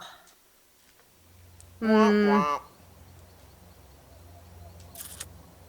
Okay. I'm not going to change back yet, but I'm going to... Are we still within the 120-foot radius of the thing? I mean, you guys are, if you're at the well, it is literally hovering 15 feet over you. It Okay. is right there. And it's drippy. Yeah. I don't want to be under it. So, since it has tried to speak, I am going to fly back up to sort of where its face is. I mean, not like directly in front of its face, but... Okay. You're starting to turn back, or yes or no? No. Okay. All right. Were you replying or anything? Yeah, I'm going to ask what sort of experiments it runs in its laboratory. So, as all of you are starting, like, or those of you who are starting to transform back, I think those of you doing that realize that the closer you get to being in that form, in your normal form, you realize that this thing is not just gross to look at, but like the smell and just there's a malevolent aura around it that just being within 30 feet of it, you feel like, it would be literally harmful to you. Ooh. So you can choose if you want to keep turning back while within that radius or not. But you realize that, once you are back to your normal form, it will literally hurt you. And in fact, actually, I think I'm going to rule that it will start hurting you even in your midway through. But I will allow you to not interrupt the transformation and just move out of that radius if you want. So,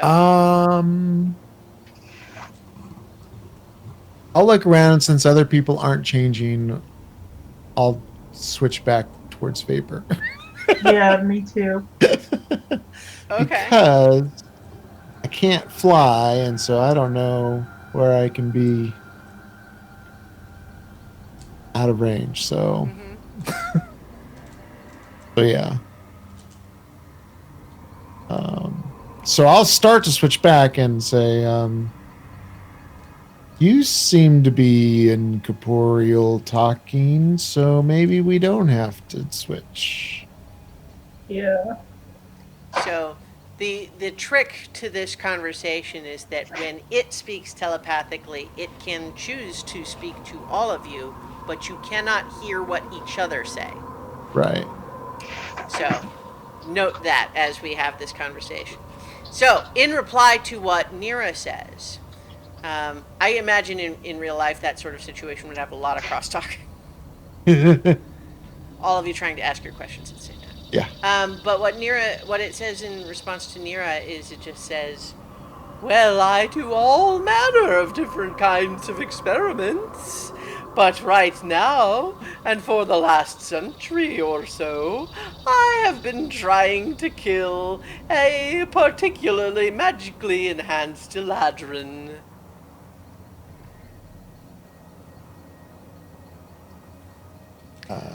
But sometimes I get to have little side projects. Do I have you to thank for my recent acquisitions? Ah.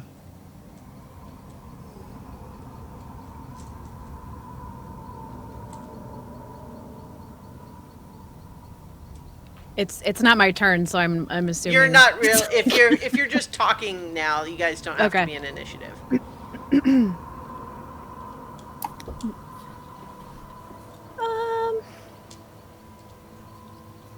Well, I wouldn't say. Well, yeah. No sense in lying about it, I suppose. What happened to the Githyanki that came upon your crater? I had some fun. And now they work for me. In a way. Ah.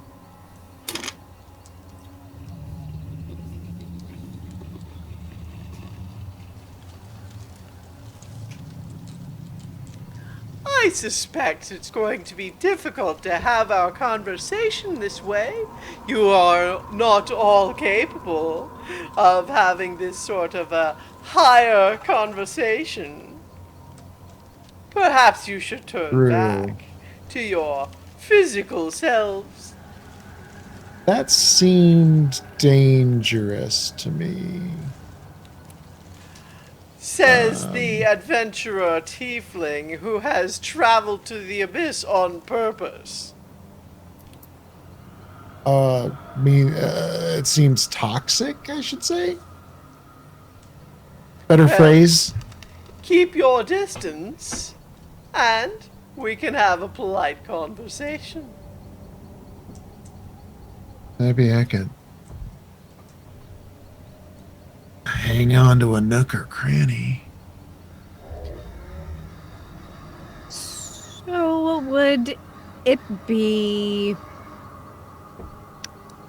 I don't think it would be unreasonable to assume that you were so far unsuccessful in disposing of the Eladrin. So far, he proves a delightful challenge.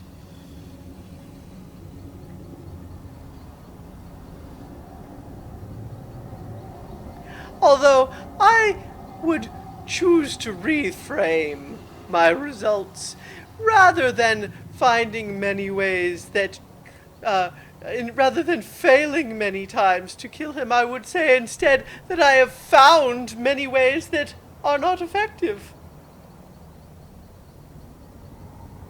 Spoken as a true scientist. Thank you. You flatter me. I never flatter.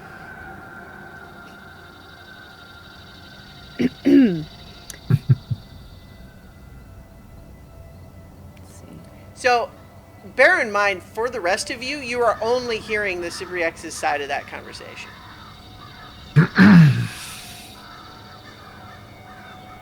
So where is this Eladrin now? Well, he is in my custody, isn't he? Such a valuable research subject can't be allowed to roam free, after all. And I suspect that you are here to take him from me, and I would prefer that you not. So,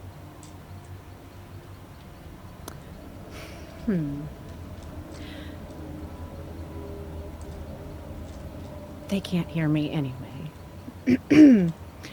So, would it be possible to not necessarily take him, but to ask him a few questions? Interesting. You just wish to speak with the subject? Well, that is part of the Yeah, reason that'd probably we be came. okay. Well, you would have to transform back. I'm afraid he does not have my telepathic gifts. But I suppose that could be arranged. I mean, is it untoxic where he is? Well, at the bottom of the well. Can I mean, it's not really within my purview, but can I insight check her? What, this, Well, you guys this can't hear my creature end of or it. who? No, I'm hearing her end of it. And There- she's like, oh, if you just want to do that, you'd have to return. Is she just trying to convince us to do that, or does it seem like she's genuinely telling us that we have to do these things? Make an insight check. I mean, I'm not going to likely do very well at it, but that's a 14. Yeah. All right. Well, But I'm trying to get a gauge of what this thing is. If it seems like Sure. just curious or Um, malicious or Let's see. What you rolled 14? 14, yeah. You can't tell. This thing is super weird. You have no idea what this thing's tells would be. But it has already said something about it being toxic. Okay. Well, I'm I think following that. it didn't talk about being toxic. You guys were able to just tell that. You were able to just feel that. I'm going to do a very Alaric thing. All right. I'm going to fly into the well. Okay. I'm trying to think if it would. I think it would let you do that. So certainly it can't stop you on the way. I'm just trying to think of what its reaction would be. What you find is that you descend about 60 feet in this little well shaft, you pass through, into, and then through this bubble of magical darkness.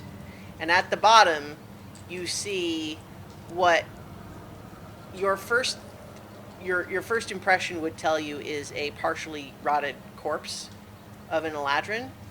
But over the course of a few seconds, you recognize that somewhat like your own regeneration, it seems to be regenerating, and it is gaining vitality rather than losing it. But it does seem to be currently limp and unconscious. Do I see any sign of the heart? No, but the chest is kind of enclosed. Okay. Then it's not physically lying around. No. Okay. And so the rest of you are hearing up above, and you certainly hear it too, Alaric, and just saying, "Oh, so impatient. Well, I suspect you'll have a hard time taking him in that current state anyway. Why don't we continue our conversation? He'll be needing a few minutes before he'll be able to reply to any questions you might have anyway, but I believe that I could gain some useful data just from what questions you would ask." Well, if that's the case, then I would ask you, what have you already learned? Oh. So could you let Aside us like from- safely pass through and not, so we could ask the questions and not be toxified, or Well, I would safe passage suggest in and out? that if you pass to the bottom of the well, you will find yourself able to exist down there, untoxified, and turn back to your physical form, and you would be just fine. Would we be able to leave the well then? Well, would you? Would you let us out? Or are you going to make us an experiment? Well, that is a question that remains unanswered, because what I would like from you first is an assurance that you wouldn't take my prize research subject from me. But even given that promise, I am eager to learn. If you can tell me things that I don't already know, then perhaps you could be allowed to leave. Do you know what keeps him alive? Oh, I should think it's the inexorable heart beating within his chest. We've removed it a couple of times, and the rest of him simply turned to ash and then regrew around the heart. That doesn't make any sense. Well, I didn't say that anything about a would heart. actually make sense if it wasn't something he took, but was bestowed as a gift. I didn't say anything about a heart. Where are you getting that? I really have to protest that this is somewhat tiresome. How about this? All of you figure out how you want to have this conversation, and then come to me when you're ready to speak like physical beings. I'll wait.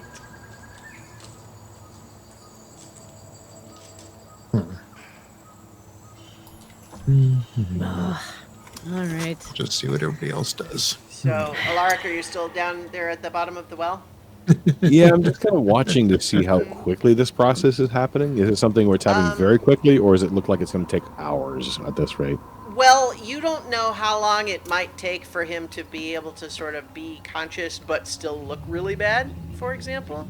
But it is fast enough that you can see the process happening. So you get the feeling that at this pace, he would look normal in maybe half an hour.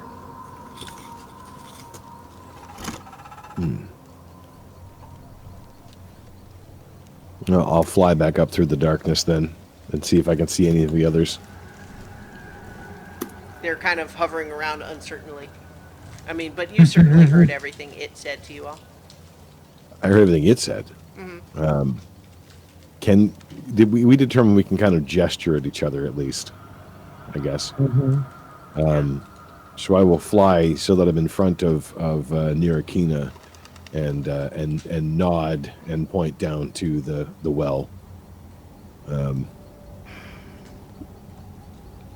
I'm hesitant to go down there because I know it's going to be like magically shielded and there's going to be nothing we can do once we get down there. But Just looking at her, trying to figure out what the hell she's talking about. Kind of fly over to, let's see. Well, actually, still near Keen in this case because it's kind of her thing, but pointing towards the edge of the crater. I don't think that's a good idea. Like, I don't know what. I'm gonna motion down and I'm gonna head for the well.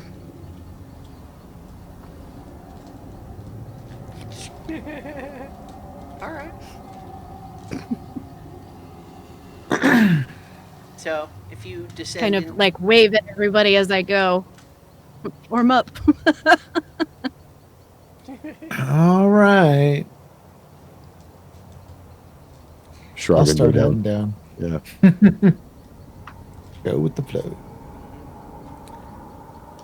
I just thought Amethyst of is a, waiting to see what Ket and Cadence do since 2 healers just went down the well. I mean, I just thought of a really good way to describe what this thing looks like. In addition to just being sort of 15 feet across, like in diameter, you know Krang, the sort of that brain from Teenage Mutant Ninja Turtles? Imagine that he had a really bad cold, like all over, and then someone kicked him down the stairs. That's what this thing looks like. I kind of imagine a reinflated balloon. So, is everyone going down into the well? Yeah. I just look at Kat and I'm like, okay, and then I go down the well. sure, why not? Let's go. I mean, can't get any worse today. All right. Right. Amethyst follows. All right. Famous last words. So you all go down in there, and you do realize, as I assume you start turning back. Yeah. Yeah. Mhm. You do, as you do, you realize that it is true that down at that level, you're no longer feeling that strange toxic effect that it exuded. You're outside of the reach of that.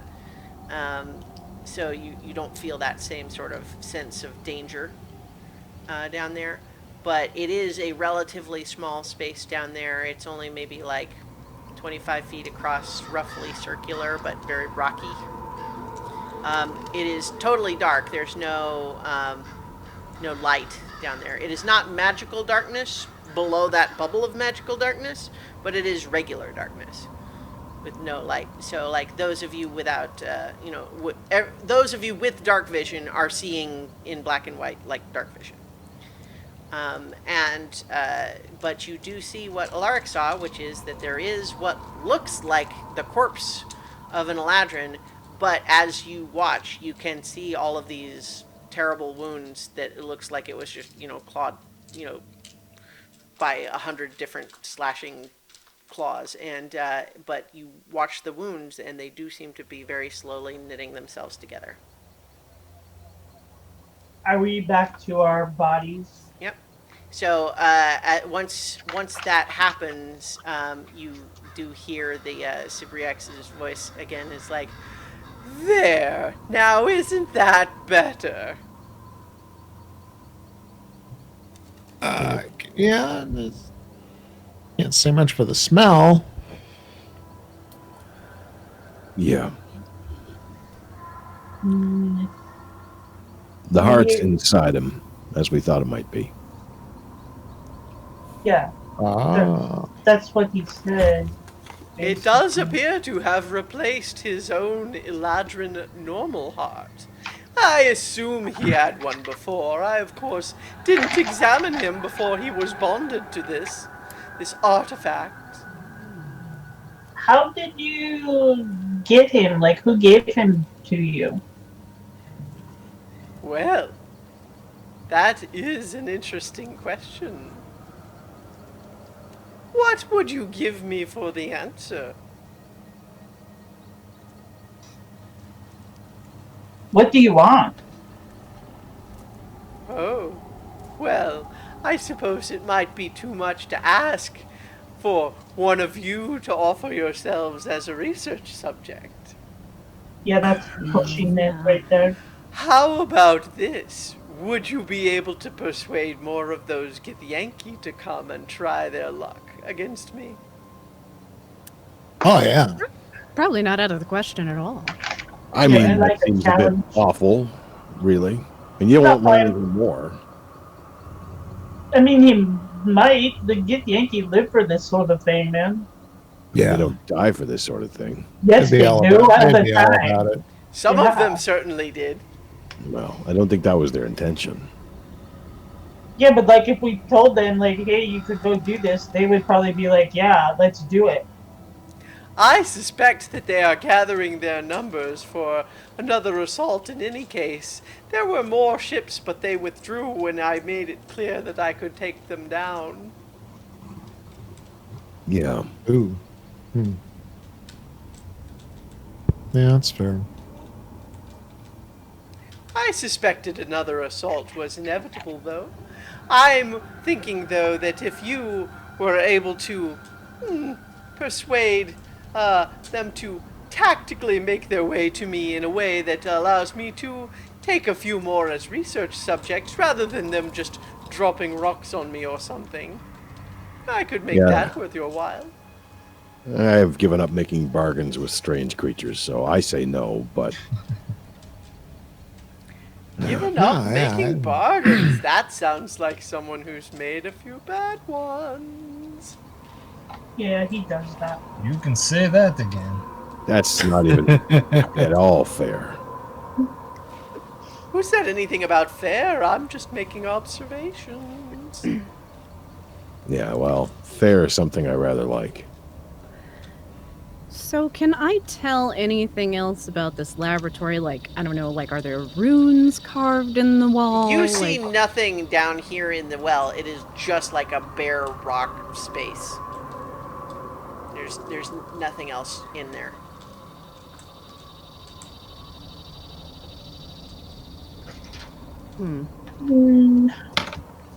I'm going to try to cast Cure Wounds on the Eladrin. Okay.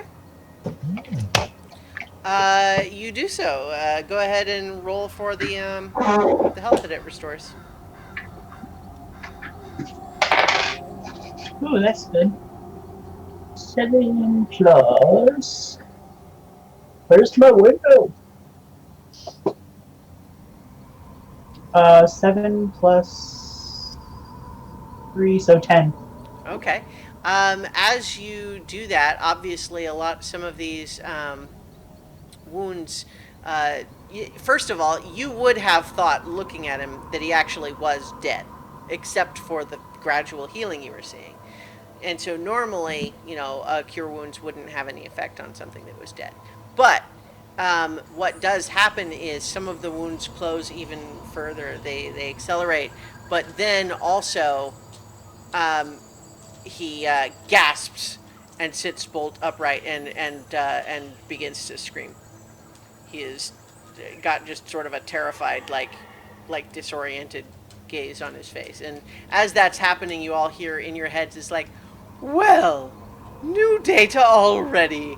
Honestly, I can't believe it never crossed my mind to try that. But then again, healing's not my style. Pet, can you do that thing that we did to Alard the other day where we made him calm down? Yeah, he's basically like thrashing around weakly, but like he's not seeing anything that's actually around him. He's just like staring wildly and like thrashing and screaming. I don't. Is this a humanoid? Yeah, it's in Eladrin, like okay, Denobrium was, so, Yeah, like yeah, a fancy I'll elf. try. I'll try casting calm emotions on it. It's a charisma save. If, Yeah. I don't know. let's see. You know what? Yeah, I actually rolled a natural 20, but in this context, I think that he would not like resist it. Oh, okay. So I think he stops screaming and he is just kind of staring.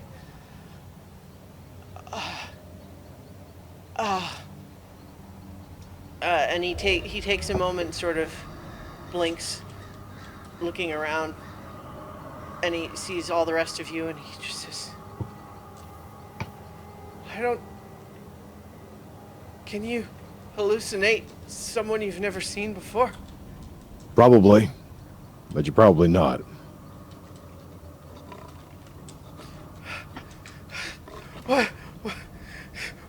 Why are you here? Don't you know how horrible a place this is? Get out before. And you see that, like, he was starting to sort of tip over into madness again, but, like, he's sort of, like, he's buffeted by the spell, like those inflatable bumpers in the, for when you go bowling, that they put the bumpers in the gutters.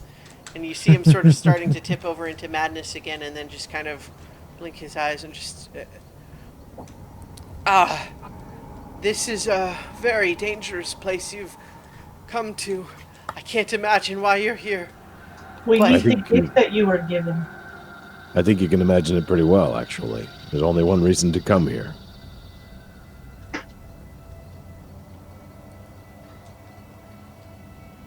I don't dare hope. That's fair. I don't After think what I you've have been it through. in me anymore. The gift that you were given. We need it. Were I able to give it to you, I would. Can we take it? How did you come to Well, be He, here? he Who put shrugs you for here? those listening in audio. Who put you here?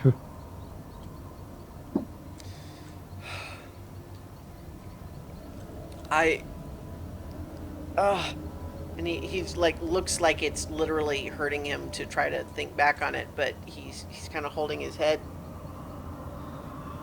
I was stolen through a rift. I felt clawed hands grab me from nowhere. I don't know who it was. I just know that I was there, and then I was here. And I've been here for a long time. I'll walk over to Otterkey, move close to him. Not that it really matters, I suppose, but Otterkey, before I forget, this could take a little while. Maybe use that time to create a tuning fork.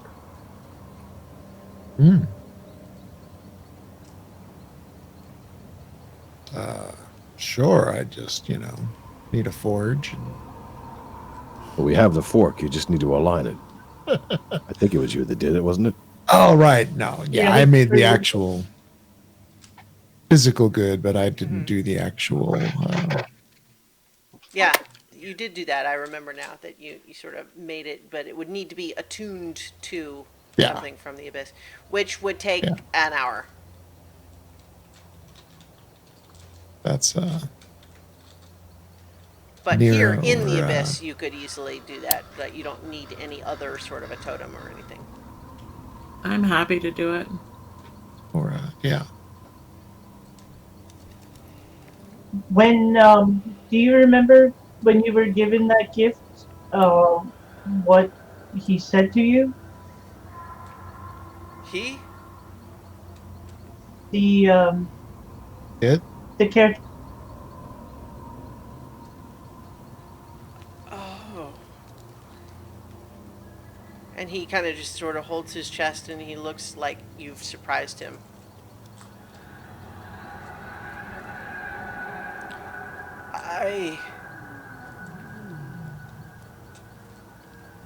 He did want me to have it. But I never spoke to him. It was the Horned Woman that gave it to me. That sounds about right. Son of a. But I know that he wanted it. Because once I had it, I wanted the same things that he wanted. So Yeah, that's I knew. I don't know why. But the part of me that's him believes it's right.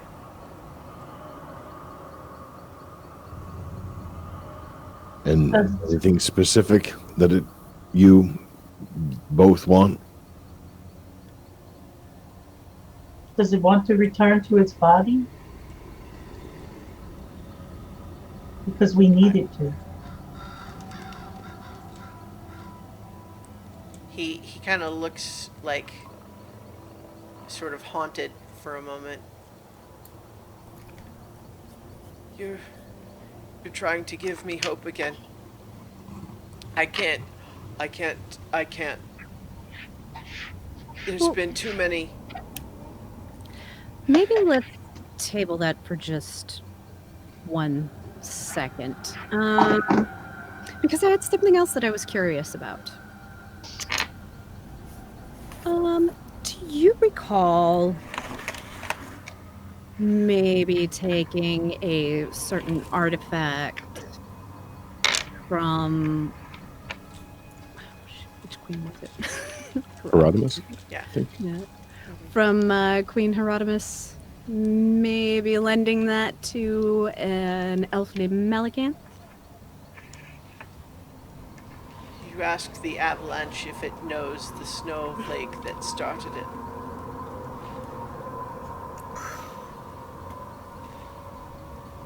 Whose direction was it then?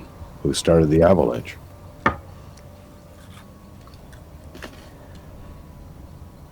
I did so.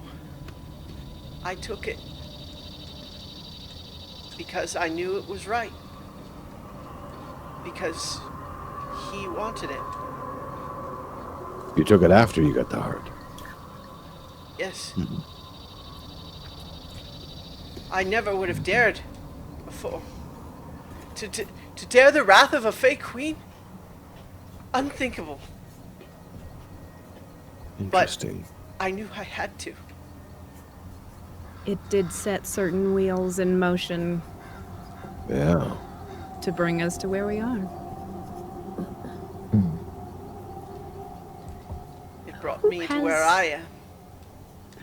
Let's see. Who's got the... Who has the bags of holding right now? Like, I've got the one... I've that- got one. The pouches. Who's got the one with the important bits? Chooch. The important what?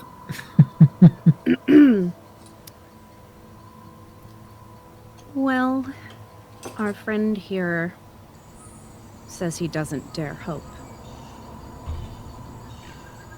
What you have in that bag might be more than he can imagine.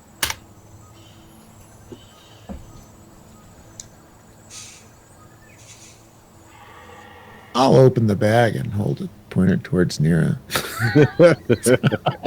The body, man. We have parts of the matching set. That go with the gift. Oh. He shakes his head like, I don't understand. So, you know what, screw it. I'm going to take the pieces of the caretaker out of the bag of holding. He gasps, like just in shock, like sort of staggering backward. And then you also hear in your head the Cypriax going, "Well Well, well, well, isn't that interesting? Roll initiative. Actually, that's where we're going to end tonight. Oh man, I rolled such good initiative too. If you want to roll initiative now and then we'll keep it for next time, we can do that. No, my initiative sucked tonight. So bad. Yeah, well, so I might be inclined Say to just keep hold. going, but this is likely to be a big combat, so. Great. Nah. But I don't know. yes, Part of me so- was just like, maybe I'll just cast Banishment, but I was like, there's no way it's going to be that easy. No way.